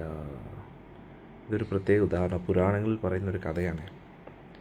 അതായത് ഈ തേൻ ശേഖരിക്കുന്ന ആൾ മരത്തിൻ്റെ മുകളിൽ ഇങ്ങനെ കയറി ഇങ്ങ് പോകും. ആ തേൻ മാത്രം ലക്ഷ്യമായിട്ട് നിങ്ങൾ കാട്ടിൻ്റെ ഉൾക്കാട്ടിലേക്ക് പോയി കഴിഞ്ഞാൽ നിങ്ങൾക്ക് കാണാൻ പറ്റും, വലിയ ഉയർന്ന മരമായിരിക്കും, ഭയങ്കരമായിട്ടുള്ള മരമായിരിക്കും. അതിൻ്റെ ഏറ്റവും മുകൾ കൊമ്പിലായിരിക്കും തേൻ ഇരിക്കുന്നത്. എന്നാൽ ഈ തേൻ ശേഖരിക്കുന്ന ആൾ വളരെ ആർത്തിയോടുകൂടി അതിൻ്റെ മുകളിലോട്ട് കയറും. ഈ തേൻ വിറ്റിട്ട് എനിക്ക് ഒരുപാട് കാശ് കിട്ടുമെന്ന് പറഞ്ഞ് ഇങ്ങനെ കയറിപ്പോവും. പക്ഷെ ആൾ ചിന്തിക്കുന്നില്ല, അവിടെ നിന്ന് ഒന്ന് സ്ലിപ്പായി കഴിഞ്ഞാൽ തീർന്നു. അതേപോലെ അതിനുവേണ്ടി മുൻകരുതലുകളൊന്നും എടുക്കുന്നില്ല. അതേപോലെ ധൃതരാഷ്ട്രം എത്ര മനോഹരമായിട്ട് ഉദാഹരണം പറയുന്നു. പക്ഷേ മക്കളെ പിന്തിരിപ്പിക്കുന്നുമില്ല. പറഞ്ഞു, ശകുനിയും കർണനും എൻ്റെ പുത്രന്മാരും ആ മരത്തിൻ്റെ മുകളിലുള്ള തേനെ മാത്രമേ കണ്ടോളൂ, വീഴ്ചയുടെ ആഘാതത്തെക്കുറിച്ച് ചിന്തിക്കുന്നില്ല. പാണ്ഡവരിൽ നിന്ന് അവരുടെ അധികാരപ്പെട്ടതെല്ലാം തട്ടിയെടുത്തിട്ട് അവർ ഏറ്റവും വലിയ പാപമാണ് ചെയ്തിരിക്കുന്നത്. ഞാനും വലിയ പാപം ചെയ്തു, അതെല്ലാം അനുവദിച്ചുകൊണ്ട് തീർച്ചയായിട്ടും കുരുവംശം മുഴുവൻ നശിക്കാൻ പോവുകയാണ്. ഇതെല്ലാം തീർച്ചയായിട്ടും വിധി തന്നെയായിരിക്കും. വിധി കാരണമാണ് ഇതൊക്കെ സംഭവിക്കുന്നത്. ഇതാണ് ഏറ്റവും വലിയ തെറ്റ്. പൊതുവെ നമ്മൾ ഭക്തരും പല പ്രാവശ്യം ചിന്തിക്കും, ഇതെല്ലാം വിധിയല്ലേ, അത് ധൃതരാഷ്ട്രമൊക്കെ കുറേ ഇതെല്ലാം നടക്കേണ്ട കാര്യമാണ്. അങ്ങനെ നമ്മൾ ഒരിക്കലും പറഞ്ഞ് അവരുടെ തെറ്റുകളെ ന്യായീകരിക്കാൻ കഴിയില്ല. ഭഗവാന്റെ വിധി എന്ന് പറഞ്ഞു കഴിഞ്ഞാൽ ദ്രൗപദി ദേവിക്ക് ഇങ്ങനെ സംഭവിച്ചിട്ട് മഹാഭാരത യുദ്ധം ഉണ്ടാകണം എന്നല്ല കേട്ടോ. അത് നമ്മൾ ഇപ്പോൾ പഠിക്കുമ്പോൾ അങ്ങനെ നമുക്ക് തോന്നുകയാണ്. നമ്മുടെ ജീവിതം തന്നെ നോക്കൂ. നമ്മുടെ ജീവിതം മൊത്തം വിധിയാണോ? നമുക്ക് പറയാൻ കഴിയുമോ? നമ്മുടെ ജീവിതം ഒരു പക്ഷേ നമ്മുടെ ജീവിതം അവസാനിച്ചതിന് ശേഷം നമ്മുടെ ജീവിതത്തിൽ നടന്ന സംഭവങ്ങളെക്കുറിച്ച്, അതായത് ഇപ്പോൾ തന്നെ ഒരു 10 വർഷം മുമ്പേ നടന്ന കാര്യങ്ങൾ നമ്മളൊന്ന് അതിനെക്കുറിച്ച് ആലോചിക്കുമ്പോൾ നമുക്ക് ഒരു എന്തോ ആരോ ഇങ്ങനെ നമ്മളെ ഇങ്ങനെ നയിക്കുന്നതായിട്ട് നമുക്ക് തോന്നും. ഏതോ ഒരു വിധിയിലേക്ക് നമ്മൾ ഇങ്ങനെ തള്ളിപ്പോകുന്നതായിട്ട് നമുക്ക് അനുഭവപ്പെടും അല്ലേ? എന്നിട്ട് നമ്മൾ വിചാരിക്കും, എന്തോ അല്ലേ, ഇതിനു വേണ്ടിയായിരിക്കും അതിനു വേണ്ടിയായിരിക്കും എന്ന് ഇപ്പോൾ നമുക്ക് പറയാൻ പറ്റും. എന്നിട്ട് അതേപോലെയാണ് ഇനിയുള്ള 10 വർഷവും. കറക്റ്റല്ലേ? കമൻസിലിടുന്നത് എന്തിനാണ് ഞാൻ പറയുന്നത്? അല്ല, നിങ്ങളും കൂടെ ഇൻട്രാക്ട് ചെയ്യുമ്പോഴാണ് നമുക്കത് കുറച്ചും കൂടെ ചർച്ചാ വിഷയം. കാരണം ഇത് ഫേസ്ബുക്കിൽ നമുക്ക് എല്ലാവരുടെയും ഒപ്പീനിയൻ നമുക്കറിയാൻ കഴിയില്ലല്ലോ. അതുകൊണ്ടാണ് ഞാൻ കമൻസ് കൂടുതൽ എക്സ്പെക്റ്റ് ചെയ്യുന്നത്. അന്നേരം നമുക്ക് മഹാഭാരതം ചർച്ച ചെയ്യണം, അല്ലാതെ ഒരു കഥ പറച്ചിലല്ല ഇത്. കാരണം രാവിലത്തെ ശ്രീമദ് ഭാഗവതവും വൈകിട്ടത്തെ മഹാഭാരതവും we have to study deeply. നമുക്ക് വളരെ ഡീപ്പായിട്ട് ഇത് പഠിച്ച് നമ്മുടെ ജീവിതത്തിൽ, എനിക്ക് പേഴ്സണലി, നിങ്ങൾക്കും നിങ്ങളുടെ ജീവിതത്തിൽ പേഴ്സണലി എന്നിട്ട് ഇതുവരെയുള്ള നമ്മുടെ പ്രായം നോക്കി ഇതുവരെ നമ്മുടെ ജീവിതം എങ്ങനെയായിരുന്നു നമുക്കറിയാൻ പറ്റും. നമ്മൾ പലതും ചെയ്യാൻ ശ്രമിച്ചു, പലതും ചെയ്യാൻ താല്പര്യമില്ലായിരുന്നു, പക്ഷേ എന്നിട്ടും എന്തൊക്കെയോ ഒരു വിധി ഇങ്ങനെ മുന്നോട്ട് കൊണ്ടുപോകുന്നതായിട്ട് തോന്നും. എന്നിട്ട് ഇതിൻ്റെ അടിസ്ഥാനത്തിൽ നമുക്ക് വേണമെങ്കിൽ പറയാൻ പറ്റും എല്ലാം ഒരു വിധിയായിരുന്നു എന്ന്. പക്ഷേ ഇനിയുള്ള കാലം അങ്ങനെയല്ലേ ആക്ച്വലി? കഴിഞ്ഞതിന് ശേഷം നമുക്ക് പറയാൻ പറ്റും എല്ലാം വിധിയായിരുന്നു. അതേപോലെ മഹാഭാരതത്തിലെ ഓരോ വ്യക്തികളുടെയും ജീവിതം അത് വിധിയായിരുന്നു എന്നൊക്കെ നമുക്ക് പറഞ്ഞ് അത് എഴുതി തള്ളാൻ പറ്റും. പക്ഷെ അങ്ങനെ ഒരിക്കലും പറ്റത്തില്ല. ഓരോ വ്യക്തികൾക്കും സ്വാതന്ത്ര്യമുണ്ടെന്ന് മനസ്സിലാക്കുക. ഇപ്പോൾ നമുക്ക് എങ്ങനെയാണോ സ്വാതന്ത്ര്യമുള്ളത് മുന്നോട്ടുള്ള കാര്യങ്ങൾ തീരുമാനിക്കാൻ, ഓരോ നിമിഷവും ശരിയും തെറ്റും ചെയ്യാൻ, അതേപോലെ നമ്മൾ ഇതുവരെ നമ്മുടെ ജീവിതം എങ്ങനെയായിരുന്നു അപ്പോഴും നമുക്ക് സ്വാതന്ത്ര്യം ഉണ്ടായിരുന്നു നമ്മൾ മനസ്സിലാക്കുക. നമ്മളുടെ വിധിയല്ല നമ്മളെ ഇവിടം വരെ എത്തിച്ചത്, നമ്മുടെ തീരുമാനങ്ങളാണ്. നമ്മൾ ഓരോ നിമിഷവും എടുത്ത തീരുമാനങ്ങളാണ് നമ്മളെ ഇവിടം വരെ എത്തിച്ചതെന്ന് നമ്മൾ മനസ്സിലാക്കുക. അത് ഈ ജന്മത്തിലെ മാത്രം തീരുമാനങ്ങളല്ല, കഴിഞ്ഞ ജന്മത്തിലെ തീരുമാനങ്ങൾ അല്ലേ? ഇപ്പോൾ ഒരു കുട്ടി പരീക്ഷയിൽ മാർക്ക് കുറഞ്ഞതിന് ശേഷം ആ ക്വസ്റ്റ്യൻ പേപ്പർ ടഫായിരുന്നു, ടീച്ചർ പഠിപ്പിച്ചില്ല, അതൊക്കെ നമുക്ക് പലതും പറയാൻ പറ്റും. പക്ഷേ യാഥാർത്ഥ്യം എന്താ? നമ്മൾ പഠിക്കേണ്ട സമയത്ത് പഠിച്ചില്ല എന്നത് തന്നെയല്ലേ കറക്റ്റ്. ചോദ്യം മറിച്ച് വരും, ചോദ്യം പലയിടത്തുനിന്നും ട്വിസ്റ്റ് ചെയ്ത് വരും എന്നൊക്കെ പറഞ്ഞു കഴിഞ്ഞാൽ അതൊന്നും അല്ലല്ലോ ശരിയായിട്ടുള്ള ഉത്തരം. ശരിയായിട്ടുള്ള ഉത്തരം എന്ത് പറഞ്ഞാൽ നമ്മൾ പഠിച്ചില്ല, അത് തന്നെയാണ്. കാരണം പഠിത്തത്തിൽ നമ്മൾ എക്സ്പെക്റ്റ് ചെയ്യുന്ന എന്താണ്? ആ ഒരു കോൺസെപ്റ്റ് ക്ലിയർ ആയിരിക്കണം. എന്നിട്ട് ഏത് തരത്തിലുള്ള ക്വസ്റ്റ്യൻ വന്നാലും അത് വളരെ ക്ലാരിറ്റിയോടുകൂടി നമ്മളത് അതിൻ്റെ ഉത്തരം എഴുതണമെന്നാണ്. അതുകൊണ്ട് നമുക്ക് ഒരിക്കലും ആരെയും കുറ്റം പറയാൻ കഴിയില്ല, എല്ലാം വിധിയായിരുന്നു എന്നും പറയാൻ കഴിയില്ല. അതുകൊണ്ട് സത്യം പറഞ്ഞാൽ മഹാഭാരതത്തിലെ ഈ ഒരു സംഭവമൊക്കെ വരുമ്പോൾ, പ്രത്യേകിച്ച് അതായത് ഈ ഇടയ്ക്ക് നമ്മുടെ ഗ്രൂപ്പിലൊരു ഭക്ത ദ്രൗപദി ദേവിയോട് പറഞ്ഞു, അത് ദ്രൗപദി ദേവിയുടെ പൂർവ്വജന്മ കർമ്മമാണ്. എനിക്ക് ഭയങ്കര ദേഷ്യം വന്നു. കാരണം അങ്ങനെ പറയുന്ന സമയത്ത് എന്താ സംഭവിക്കുന്നത്? നമ്മൾ അവരുടെ ത്യാഗങ്ങളെ മനസ്സിലാക്കുന്നില്ല, അവരുടെ തീരുമാനങ്ങളെ ബഹുമാനിക്കുന്നില്ല. നമ്മുടെ ജീവിതത്തിൽ പക്ഷെ പൊതുവേ നമ്മുടെ ഒരു നേച്ചർ നിങ്ങൾ ആലോചിച്ച് നോക്കിക്കഴിഞ്ഞാലുണ്ടല്ലോ, വളരെ വിചിത്രമാണ്. നമ്മൾ വളരെ ഡേഞ്ചറസ് ക്യാരക്ടേഴ്സാണ്. ഞാൻ ഉൾപ്പെടെ എൻ്റെ കാര്യം പറയുകയാണ്.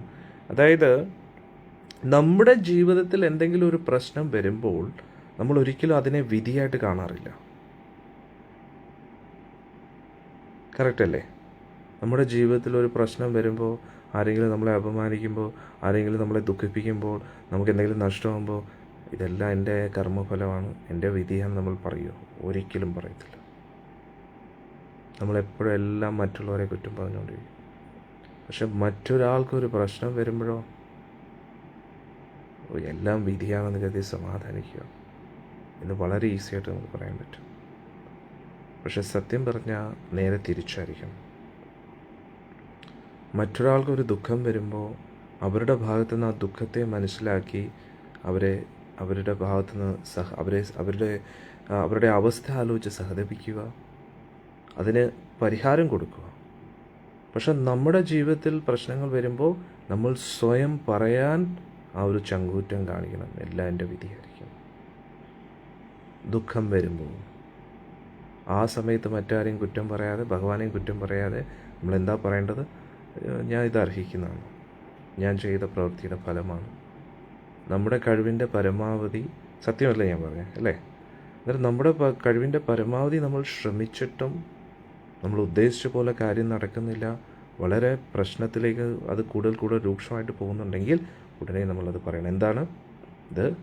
എൻ്റെ വിധിയാണ്, ഞാൻ ചെയ്ത പ്രവൃത്തിയുടെ ഫലമാണ്. വിധി എന്ന് പറഞ്ഞു കഴിഞ്ഞാൽ എന്താണ്? പ്രവൃത്തിയുടെ ഫലം. വിധി എന്ന് പറഞ്ഞാൽ ഒരിക്കലും വിചാരിക്കരുത് നമുക്കൊരു കൺട്രോളും ഇല്ലാത്ത ഏതോ അൺപ്രഡിക്റ്റബിൾ ആയിട്ടുള്ള എന്തോ ഒരു വലിയൊരു മിറാക്കിൾ പോലെ, അല്ലെങ്കിൽ ഒരു ട്രാജഡി, ആരോ എൻ്റെ ജീവിതത്തിൽ മനഃപൂർവ്വം ഓരോ ട്രാജഡി കൊണ്ടുവരുന്നത്, അങ്ങനെയൊന്നും വിചാരിക്കരുത് നമ്മൾ. അതായത് പരീക്ഷ നമ്മൾ പഠിച്ചില്ല, ക്വസ്റ്റ്യൻ പേപ്പർ വായിച്ച് നോക്കാതെ തോന്നുന്ന ഉത്തരം എഴുതി കഴിഞ്ഞാൽ പിന്നെ നമ്മൾ എന്താണ് പ്രതീക്ഷിക്കുന്നത്? ആക്ച്വലി നമുക്ക് പിന്നെ എന്താണ് പ്രതീക്ഷിക്കാനുള്ളത്? Why we are expecting a miracle there? നമ്മൾ ഇത്രയും കാലവും നമ്മൾ എടുത്ത തീരുമാനങ്ങളൊന്നും ശരിയല്ല, പിന്നെ നമ്മൾ എന്ത് മിറാക്കിളാണ് ലാസ്റ്റിൽ പ്രതീക്ഷിക്കുന്നത്? കറക്റ്റ് അല്ലേ? അതാണ് നമ്മൾ പഠിക്കേണ്ടത്. എന്നാൽ ഇവിടെ ധൃതരാഷ്ട്ര അത് തന്നെ ചെയ്തു. സത്യം, ഞാൻ വെറുതെ പറയില്ല. ധൃതരാഷ്ട്രയുടെ ക്യാരക്ടറിൽ നിന്ന് സത്യം പറഞ്ഞാൽ എത്ര ഡീപ്പായിട്ട് നമുക്ക് പഠിക്കാൻ പറ്റുമെന്നറിയോ? ഈ ധൃതരാഷ്ട്രയെ മാത്രം പഠിച്ചാൽ മതി, നമ്മുടെ ജീവിതത്തിൽ ഒരുപാട് തെറ്റുകൾ നമുക്ക് രക്ഷപ്പെടാൻ പറ്റും. പാണ്ഡവർ ആരും പഠിക്കേണ്ട, അവരൊക്കെ എബവ് ഹ്യൂമൻ ക്യാരക്ടേഴ്സാണ്.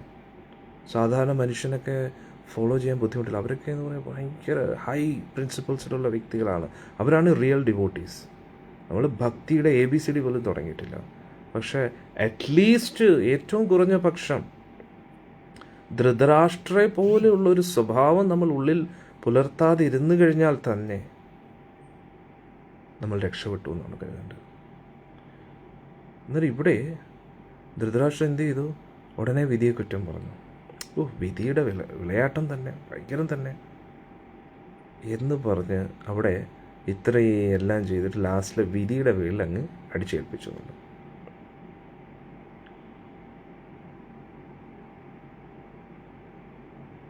പ്രഭുജി ഒരു ചോദ്യം ചോദിച്ചു. ജയ് കിഷോരി മാം എന്ന നോർത്ത് ഇന്ത്യയിലെ കൃഷ്ണഭക്തി പ്രഭാഷകയെ അറിയാമോ? ഞാൻ കേട്ടു. അവരെക്കുറിച്ച് കുറേ കോൺട്രവേഴ്സീസ് ഒക്കെ വരുന്നു. ചിലവർ പറയുന്നു അവർ നല്ലവരാണ്, ചിലവർ പറയുന്നു ശരിയാണെന്നൊക്കെ. അധികം ഡീപ്പായിട്ട് അവരെക്കുറിച്ച് ഞാൻ സെർച്ച് ചെയ്തിട്ടില്ല. എന്താ പ്രഭുജി, അവരെക്കുറിച്ച് എന്താ പ്രഭുജിക്ക് അറിയാമെന്നുള്ളത്?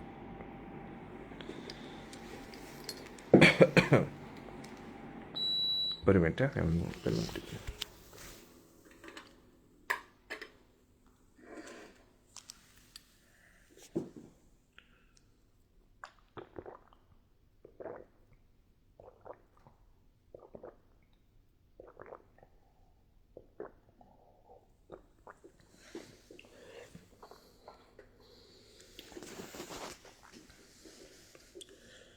മെയിൻലി അവരുടെ ലൈഫ് സ്റ്റൈലിനെ കുറിച്ചാണെന്ന് തോന്നുന്നു ഒരുപാട് ക്വസ്റ്റ്യൻസ് അല്ലേ? വളരെ ലക്ഷറിയസ് ലൈഫ് സ്റ്റൈൽ അല്ലേ? അതാണോ? അത് അവരുടെ ഡിവോഷണൽ ലൈഫുമായിട്ട് ബന്ധപ്പെട്ട അവരുടെ ലൈഫ് സ്റ്റൈലല്ല, അങ്ങനെയൊക്കെ. അതാണോ പ്രജി ഉദ്ദേശിച്ച? കമൻസിലിടോ.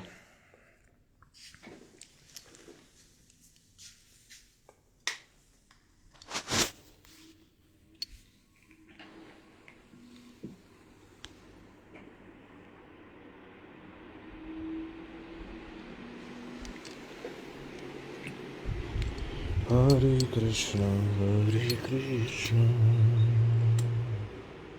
കൃഷ്ണ കൃഷ്ണ.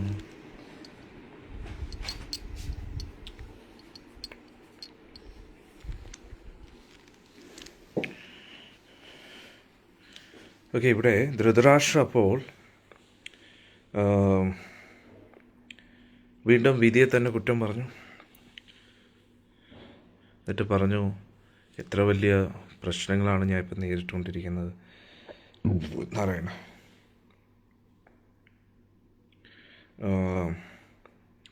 കോൺട്രവേഴ്സി അറിയില്ല, പ്രഭാഷണങ്ങൾ നന്നായി തോന്നി.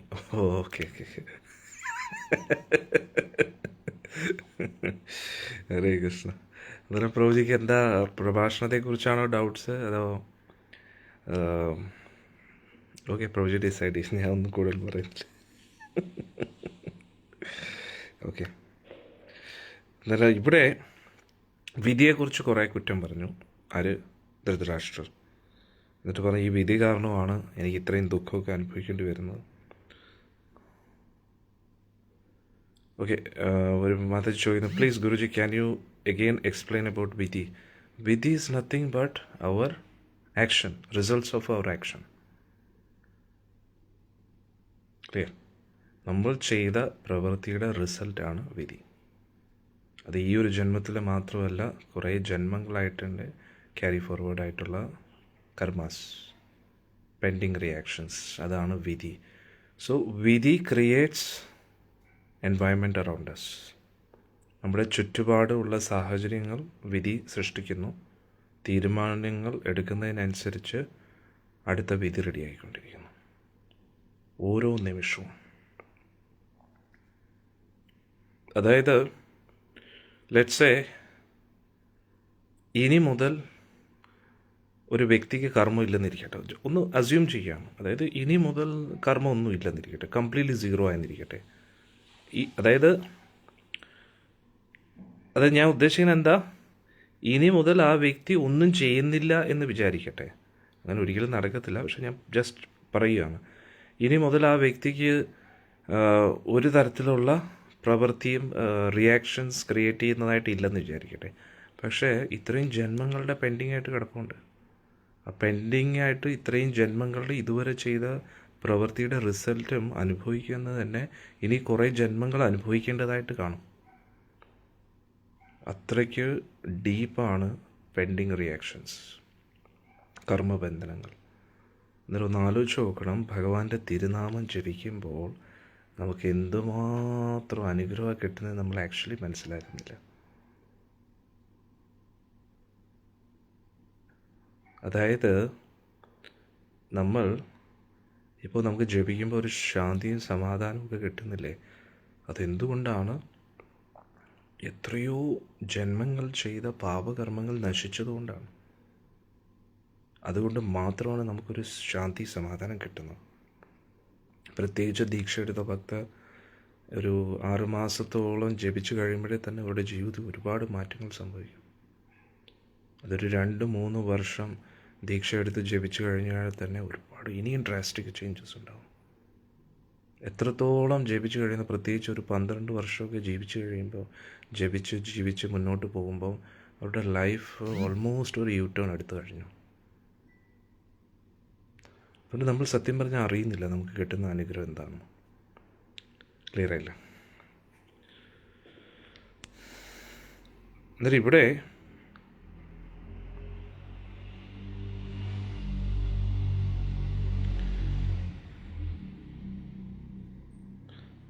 എന്നിട്ട് ധൃതരാഷ്ട്ര അവസാനിപ്പിക്കുന്ന ഡിസ്കഷൻ എങ്ങനെയാണെന്ന് നോക്കണേ.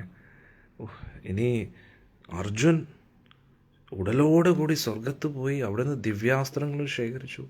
ഇനി എൻ്റെ മക്കളുടെ കാര്യം എന്താവുമോ. ഇത് നമുക്ക് നല്ലൊരു പാഠം കേട്ടോ. ധൃതരാഷ്ട്രയെ പോലുള്ള ക്യാരക്ടർ നമ്മളങ്ങനെയാണോ അതോ നമ്മൾ ഇടപെടുന്ന വ്യക്തികൾ അങ്ങനെയാണോ അല്ലയോ നമുക്ക് എങ്ങനെ മനസ്സിലാക്കാൻ പറ്റുമെന്നറിയാമോ? ഏറ്റവും ഈസി പരിപാടിയാണ്.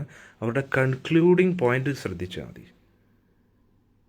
അവർ പലതും പറയും, പക്ഷെ ഫൈനലി എവിടെയായിരിക്കും എത്തുന്നത് എന്ന് നിങ്ങൾ ചിന്തിച്ചാൽ മതി. എന്തിനെ ഉദ്ദേശിച്ചിട്ടായിരിക്കും അവർ ഇപ്പോൾ കണ്ടില്ലേ, പലതും ധൃതരാഷ്ട്ര പാണ്ഡവർ പാവം, ദ്രൗപദി പാവം എന്നൊക്കെ പറഞ്ഞ് ലാസ്റ്റിൽ എവിടെയാണ് കൺക്ലൂഡ് ചെയ്യുന്നത്? എൻ്റെ മക്കളുടെ കാര്യം എന്താവും. മനസ്സിലായില്ലേ? അതാണ് മനസ്സിലാക്കുന്നത്. അതിൽ അവരുടെ ഫൈനൽ പോയിന്റ് എന്താണ്, ആര് പറയുന്നു, എന്തിനു വേണ്ടി പറയുന്നു. ഓക്കെ, എന്നിട്ട് ഇവിടെ ലാസ്റ്റിൽ എന്താണ്, എൻ്റെ മക്കളുടെ കാര്യം എന്താവുന്നു.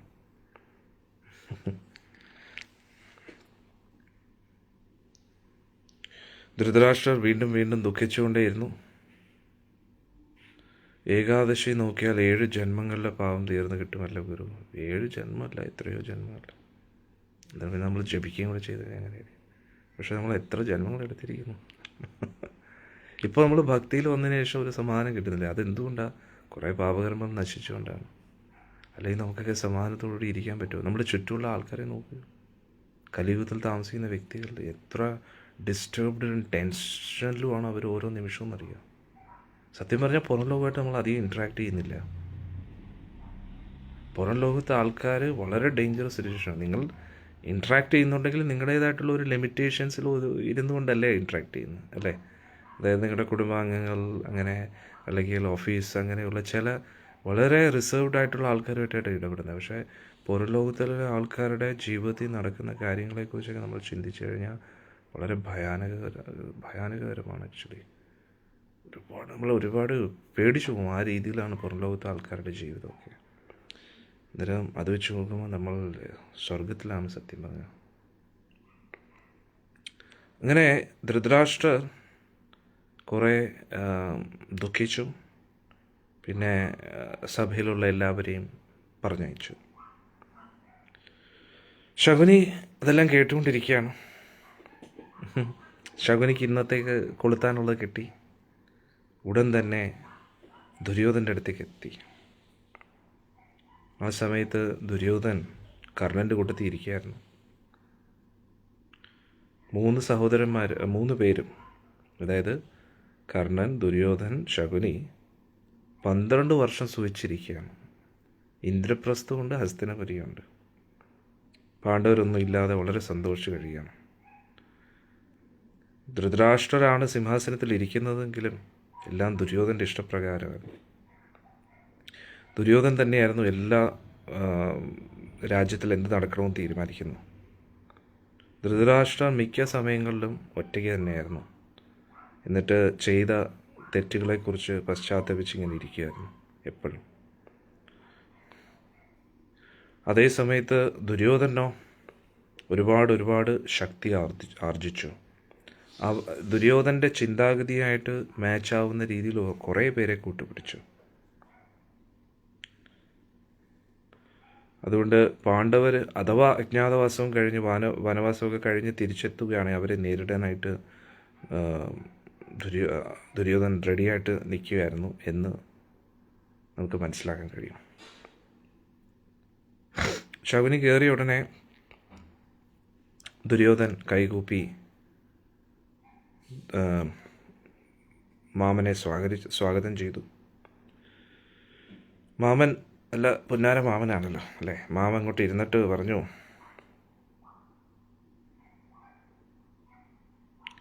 പാണ്ഡവരെ വനവാസത്തിൽ അയച്ചതിന് ശേഷം നീ ഭൂമി മുഴുവൻ ആസ്വദിക്കുകയാണ്.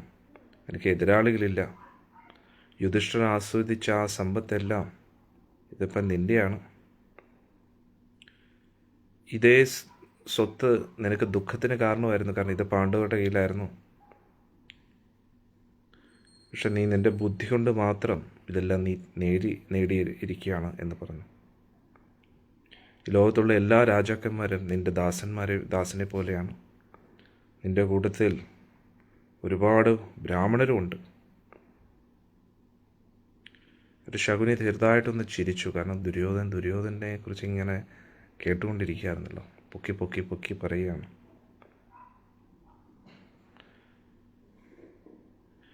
എന്നിട്ട് ശകുനി പറഞ്ഞു, നമുക്ക് പാണ്ഡവരെ ഒന്ന് കാണാൻ പോയാൽ നന്നായിരിക്കില്ലേ? ഈ ലോകത്തുള്ള എല്ലാവരും നിൻ്റെ ആധിപത്യം അംഗീകരിച്ചു, പക്ഷെ പാണ്ഡവർ നിൻ്റെ ആധിപത്യം ഒരിക്കലും അംഗീകരിച്ചിട്ടില്ല.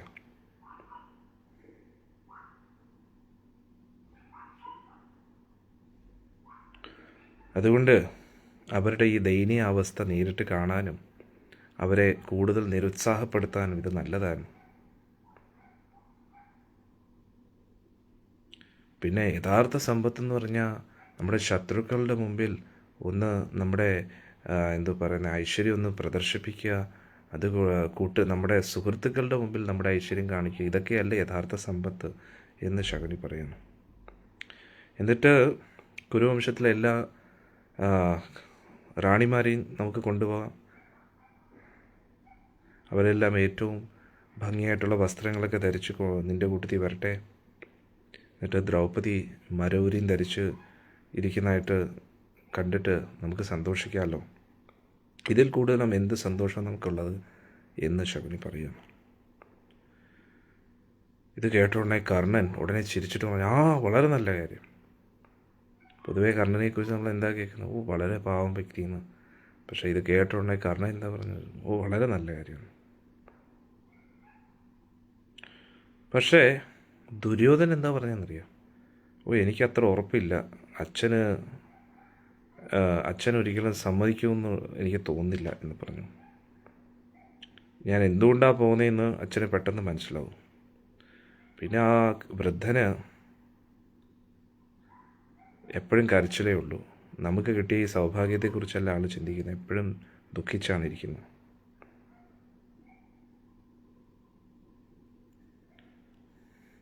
എന്നിട്ട് ആൾ ചിന്തിക്കുന്നത് പാണ്ഡവരുടെ ശക്തി, അവരുടെ തപോബലം കൂടുതൽ വർദ്ധിച്ചിരിക്കുകയാണ്, നേരത്തെക്കാട്ടി അവർ കൂടുതൽ ശക്തരാണ് എന്നാണ് എൻ്റെ വൃദ്ധനായ അച്ഛൻ ചിന്തിക്കുന്നത് എന്നാണ് ദുര്യോധൻ പറഞ്ഞു. പക്ഷെ അതേ സമയത്ത് കാട്ടിൽ താമസിക്കുന്ന പാണ്ഡവരെക്കുറിച്ച് ചിന്തിച്ചപ്പോൾ ദുര്യോധൻ ചിരിച്ചു. എന്നിട്ട് ദുര്യോധൻ പറഞ്ഞു, തീർച്ചയായിട്ടും അവരുടെ ദാരിദ്ര്യം കാണുമ്പോൾ വലിയ സന്തോഷമായിരിക്കും. അവരുടെ മുമ്പിൽ നമ്മുടെ ശക്തിയൊക്കെ പ്രദർശിപ്പിക്കുക, നമ്മുടെ ഐശ്വര്യം പ്രദർശിപ്പിക്കുന്നത് വളരെ നന്നായിരിക്കും. എന്നിട്ട് ആളുടെ ഉള്ളിലുള്ള കപടത, ആളുടെ സംശയത്തെ എല്ലാം മാറ്റി. എന്നിട്ട് പറഞ്ഞു, തീർച്ചയായിട്ടും എനിക്കും തോന്നുന്നത് വളരെ നല്ല ഉപായമാണ്. പാണ്ഡവർ ദുഃഖിച്ചിൽ ഇങ്ങനെ കിടക്കുന്നതായിട്ട് കാണുന്നത് എത്ര സന്തോഷമായിരിക്കും. ഞാൻ എങ്ങനെയെങ്കിലും അച്ഛനെ പറഞ്ഞ് ബോധ്യപ്പെടുത്തിക്കോളാം.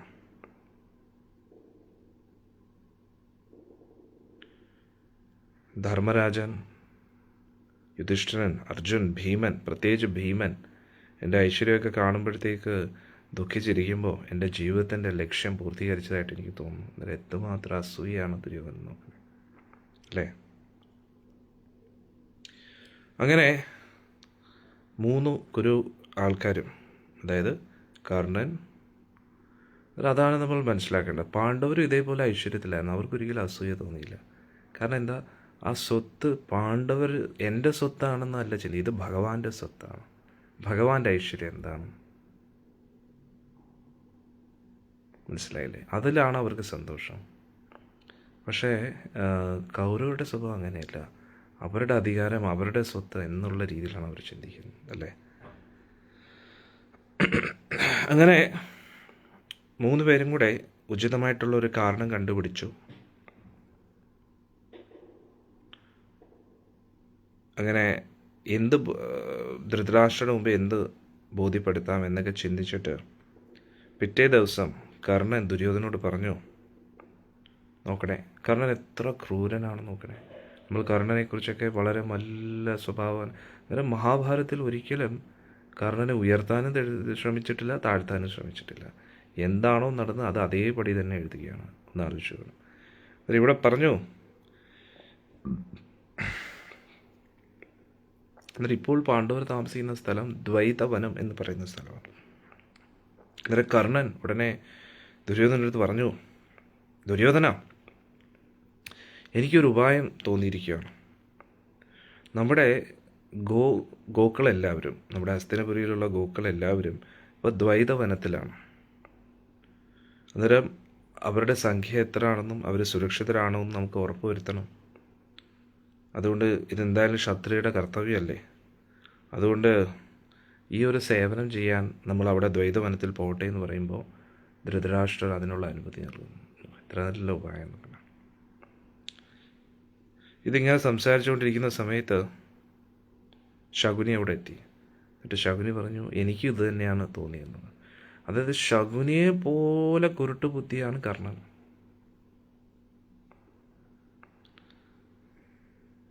എന്നിട്ട് അവരെല്ലാം സന്തോഷിച്ചു, ഇത് നല്ല ഉപായമാണ്. എന്നിട്ട് 3 പേരും കൈ കൊടുത്തു തമ്മി. പക്ഷെ സാധാരണ രീതിയിൽ നമ്മൾ മഹാഭാരതം സീരിയലൊക്കെ കാണുമ്പോൾ എപ്പോഴും ദുര്യോധനും ശകുനി ഒറ്റ സ്വഭാവക്കാരൻ, കർണൻ പഞ്ചപാവം, ആളങ്ങ് ട്രാപ്പിലായിപ്പോയത്, പെട്ടുപോയതായിട്ടാണ് കാണിക്കുന്നത്. അങ്ങനെയൊന്നുമല്ല, കർണൻ വളരെ ഹാപ്പിയായിരുന്നു. അങ്ങനെ അവരെല്ലാവരും കൂടെ തീരുമാനിച്ചു ധൃതരാഷ്ട്രരെ കാണാനായിട്ട്. ധൃതരാഷ്ട്രന് മുമ്പിൽ വന്നപ്പോൾ അദ്ദേഹത്തിൻ്റെ സൗഖ്യമൊക്കെ അന്വേഷിച്ചു. എന്നിട്ട് പിതാശ്രീ ഇങ്ങനെയാണ്, സുഖമായിട്ടിരിക്കുന്നു എന്നൊക്കെ ചോദിച്ചു. ധൃതരാഷ്ട്രം വളരെ സന്തോഷത്തോടു കൂടി അവരെ അനുഗ്രഹിച്ചു. അവരായിരിക്കുന്ന സമയത്ത് തന്നെ ഇവർ പ്ലാൻ ചെയ്ത പ്രകാരം ഒരു ഗ്വാലൻ അവിടെ വന്നു, പശുക്കളെ നോക്കുന്ന ആൾ. എന്നിട്ട് ധൃതരാഷ്ട്രോട് പറഞ്ഞു പശുക്കളെക്കുറിച്ച്. എന്നിട്ട് ഈ അവസരം നോക്കി കർണൻ പറഞ്ഞു, രാജാവേ, നമ്മുടെ പശുക്കൾ, അതായത് പൊതുവേ ക്ഷത്രിയ പാരമ്പര്യം അനുസരിച്ച് പശുക്കൾ എന്ന് പറഞ്ഞാൽ ധനമാണ്, സമ്പത്താണ്. പശുക്കളാണ് യഥാർത്ഥ സമ്പത്ത്. അവരിലൂടെയാണ് നെയ്യ് ലഭിക്കുന്നത് അല്ലേ? ആ നെയ്യാണ് ഹോമത്തിന്, അതിലൂടെയാണ് ആ ഒരു രാജ്യത്തിലെ കാലാവസ്ഥയും ദേവന്മാരെ സന്തോഷിപ്പിക്കാനും എല്ലാത്തിനും, പിന്നെ സർവോപരി പാലും അതുമൊക്കെ. പക്ഷെ നെയ്യ് ഏറ്റവും ഇമ്പോർട്ടൻ്റ് ആയിട്ടുള്ള ഒരു പ്രൊഡക്റ്റാണ്. യജ്ഞഹോമാദികൾക്കൊക്കെ അത് വേണം അല്ലേ? അന്നേരം ഉടനെ കർണൻ വലിയ കാര്യത്തിൽ പറഞ്ഞു, അവരുടെ എണ്ണം നമുക്ക് തിട്ടപ്പെടുത്തേണ്ടതായിട്ടുണ്ട്. അതുകൊണ്ട് പിന്നെ അങ്ങയുടെ മകന് നായാട്ടിനായിട്ട് പോകുന്നതിനും ഇത് നല്ല സമയമാണ്. അതുകൊണ്ട് നമ്മളെല്ലാവരും കൂടെ ഒന്ന് ദ്വൈതവനത്തിൽ പോയി കഴിഞ്ഞാൽ നന്നായിരിക്കില്ലേ? ഞാനും ശകുനിയും കൂടെ ദുര്യോധൻ്റെ കൂട്ടത്തിൽ പോകാം. ഇത് കേട്ടുടൻ തന്നെ ധൃതരാഷ്ട്രർക്ക് സംശയം തോന്നി. എന്നിട്ട് കാരണം അറിയാമല്ലോ, ഒരു കള്ളന് മറ്റൊരു കള്ളനെ തിരിച്ചറിയാവുന്ന പോലെ ധൃതരാഷ്ട്രനെ പറഞ്ഞു, വേട്ടയ്ക്ക് പോകുന്നതും പശുക്കളുടെ കാര്യം നോക്കുന്നതൊക്കെ വളരെ നല്ല കാര്യമാണ്. പക്ഷെ എനിക്ക് നല്ലൊരു വിഷമമുണ്ട്. ഞാൻ കേട്ടത് പ്രകാരം പാണ്ഡവരും അതേ സ്ഥലത്ത് തന്നെയാണ്. എന്നിട്ട് എനിക്ക് തോന്നുന്നു നീ ഒരിക്കലും ആ പ്രദേശത്തേക്ക് പോകരുന്നു. നീ ചതിവിലൂടെയാണ് അവരെ തോൽപ്പിച്ചത്. അവരിപ്പോൾ വനവാസത്തിലാണ്. നീ അവിടെ ചെന്നാലും ധർമ്മരാജൻ യുധിഷ്ഠിരൻ ഒരിക്കലും ദേഷ്യപ്പെടത്തില്ല. പക്ഷേ ഭീമൻ അങ്ങനെ ഇരിക്കണമെന്ന് നിർബന്ധമില്ലെന്ന് പറഞ്ഞു. ഇനി ദ്രൗപദി എന്ന് പറഞ്ഞു കഴിഞ്ഞാൽ സാക്ഷാൽ അഗ്നിയാണ്. ഒരുപാട് തപോബലം ഉണ്ട്. അതുകൊണ്ട് പതിവ്രതയും കൂടെയാണ്. ആ ദ്രൗപദിയുടെ ഒരു ശാപം മതി നിന്നെ ഭസ്മമാക്കാമെന്നുണ്ട്. നീ ആണെങ്കിൽ എപ്പോഴും അഹങ്കാരിയും, നീ ഒരുപാട് അഹങ്കാരിയും നീ വലിയ തെറ്റ് ചെയ്യുന്നവനുമാണ്. അതുകൊണ്ട് നീ ദ്രൗപദിയെ വീണ്ടും ഏതെങ്കിലും രീതിയിൽ വിഷമിപ്പിക്കും. അതോടുകൂടി മോനെ നിൻ്റെ കാര്യം ഒരു തീരുമാനം, നീ ഭസ്മമാവെന്ന് പറഞ്ഞു. അന്നേരം ഇതൊരു വലിയൊരു അധ്യായമാണ്. നമുക്ക് ബാക്കി നാളെ എടുക്കാമെന്ന് വിചാരിക്കുന്നു. ആശ്രമത്തിൽ അങ്ങയുടെ ഗോക്കൾക്ക് സുഖമല്ലേ? എൻ്റെ ഗോക്കളല്ല, നമ്മുടെ എല്ലാവരുടെയാണ്. മദൻ ഗോപാൽജിയുടെ, രാധാ മദൻ ഗോപാൽജിയുടെ, ഗുരുവായൂരപ്പൻ്റെ ഗോക്കളാണ്. അവർ വളരെ ഹാപ്പി ആയിട്ടിരിക്കുന്നു. എല്ലാം നിങ്ങൾ നൽകുന്ന ആ സഹായത്തോടു കൂടിയാണ് എല്ലാം നടക്കുന്നത്. ഒരുപാട് നന്ദി. എന്തായാലും പോരാ, ഇനിയും പശുക്കൾക്ക് വേണ്ടി ഒരുപാട് ചെയ്യണമെന്നുണ്ട്. പിന്നെ ഇടയ്ക്ക് പ്രചരണം ഉണ്ടല്ലോ. പ്രചരണം ഇപ്പോൾ നമ്മൾ ഈ കെട്ടുന്ന ആ ഫണ്ട് അതിലേക്കും യൂസ് ആവുകയാണ് പ്രചരണത്തിന് വേണ്ടി. ഗോക്കൾക്ക് വേണ്ടി മാസം ഏറ്റവും കുറഞ്ഞത് 1.5 ലക്ഷം രൂപയെങ്കിലും ആവും. ദാരിദ്ര്യം പറഞ്ഞതല്ല, ഞാൻ എനിക്ക് വേണ്ടിയല്ല ചോദിക്കുന്നത്, നിങ്ങൾക്ക് അറിയാമല്ലോ അല്ലേ? ചോദിച്ചപ്പോൾ ഞാൻ പറഞ്ഞതേ ഉള്ളൂ. അതുകൊണ്ട് ഇത് കുറച്ച് വലിയ അധ്യായമാണ്. അതുകൊണ്ട് നമുക്ക് നാളെ ചർച്ച ചെയ്യാം കേട്ടോ. അന്നേരം ഇനി പാണ്ഡവരെ കാണാൻ വേണ്ടി കൗരവർ പോകുന്നതും വളരെ രസകരമായിട്ടുള്ള കുറേ സംഭവങ്ങൾ ഇനി നടക്കും കേട്ടോ. അത് നമുക്ക് നാളെ ചർച്ച ചെയ്യാം. ഗന്ധർവന്മാരുമായിട്ടുള്ള യുദ്ധം. ഇന്ന് വന്ന എല്ലാവർക്കും ഭഗവാന്റെ അനുഗ്രഹം ലഭിക്കട്ടെ എന്ന് പ്രാർത്ഥിക്കുന്നു. ഇന്നത്തെ സത്സംഗം എല്ലാവർക്കും ഇഷ്ടമായെന്ന് വിചാരിക്കുന്നു. കമൻസിൽ നിങ്ങൾക്ക് ഇന്ന് പ്രധാനമായിട്ടും നമ്മൾ ചർച്ച ചെയ്ത ധൃതരാഷ്ട്രരുടെ ആ ഒരു സ്വഭാവം അല്ലേ, നമ്മൾ പഠിക്കേണ്ടതായിട്ടുണ്ട്. ധൃതരാഷ്ട്രരുടെ ഒരു ക്യാരക്ടർ എന്താണെന്ന് നമ്മൾ മനസ്സിലാക്കണം. നമ്മളൊരിക്കലും അങ്ങനെ ആയി പോകരുത്, നമ്മളൊരിക്കലും സ്വാർത്ഥരായി പോകരുത്. ധൃതരാഷ്ട്രനും ഈ രാവണൻ്റെ സ്വഭാവം നോക്കിക്കഴിഞ്ഞാൽ സ്വന്തം സ്വാർത്ഥതയ്ക്ക് വേണ്ടി ആരെയും ബലിയാക്കാൻ തയ്യാറായിട്ട് നിൽക്കുക. മക്കളായാലും ശരി, ബന്ധുക്കളും എല്ലാം രണ്ടുപേരുടെയും നോക്കുകയുള്ളൂ അല്ലേ. സ്മിത മതിച്ച് ചോദിക്കുന്നു, കൊച്ചുകുട്ടികൾ എത്രയാണ്? കൊച്ചുകുട്ടികൾ ഒരു വളരെ കുഞ്ഞായിട്ട് റീസെൻ്റ്ലി ഒരു കുഞ്ഞു വന്നു. നിങ്ങൾ കണ്ടില്ലേ വീഡിയോസിൽ അല്ലേ? ഒരു 10-15 പേരെങ്കിലും കാണും. റീസെൻ്റ്ലി വളരെ കുഞ്ഞായിട്ടുള്ള റീസെൻറ്റ് വീഡിയോയിൽ കണ്ടില്ലേ, ഞാൻ ഇങ്ങനെ എടുത്തുകൊണ്ടിരുന്നത് അല്ലേ? ഭയങ്കര ക്യൂട്ട്. ഇനിയും ധാരാളം അവർ വരട്ടെ. പശുക്കൾ ഇനിയും വധിക്കട്ടെ. നിങ്ങൾ ആശ്രമത്തിലെ ഗോശാല എന്തായാലും സന്ദർശിക്കണം. വളരെ മനോഹരമായിട്ടുള്ള സ്ഥലമാണ്. അവർ ഫ്രീ ആയിട്ട് ഇങ്ങനെ നടക്കുന്നതാണ് നല്ല രസമാണ്. പൊതുവെ നമ്മുടെ നാട്ടിലങ്ങനെ കെട്ടഴിച്ചൊന്നും വിടാറില്ല. നമ്മൾ വൃന്ദാവനത്തിൻ്റെ രീതിയിലാണ് ചെയ്യുന്നത്. വളരെ രസകരമാണ്. ഹരേ കൃഷ്ണ. എല്ലാം ഗുരുവായൂരപ്പൻ്റെ കാരണം. അവിടെ ചെന്ന് നമ്മൾ പശുക്കളെ കാണുമ്പോൾ നമ്മുടെ മൈൻഡ് കംപ്ലീറ്റ്ലി ചേഞ്ച് ആവും. വളരെ ഇൻട്രസ്റ്റിംഗ് ആണ്. നമ്മുടെ വൃന്ദാവനത്തിൽ നിന്ന് വന്ന പശുക്കളൊക്കെ വളരെ ഹാപ്പി ആയിട്ടിരിക്കുകയാണ് അവിടെ. എല്ലാം ഗുരുവായൂരപ്പൻ്റെ കാരണം. നാളെ നമുക്ക് കാണാം കേട്ടോ. നാളെ വൈകുന്നേരം 6 മണിക്ക്, രാവിലെ 6 മണിക്ക് എന്തായാലും ഭാഗവത തത്വങ്ങളുണ്ട്. ഇന്ന് നിങ്ങൾക്ക് മനസ്സിലായ കാര്യങ്ങൾ കമൻസിലിടുക. കൂടുതൽ പേരിലേക്ക് അത് സന്ദേശം എത്തിക്കാൻ എന്നെ സഹായിക്കുക. കമൻസ് ഇടുക, ലൈക്ക് ചെയ്യുക, ഷെയർ ചെയ്യുക കേട്ടോ. ഹരേ കൃഷ്ണ.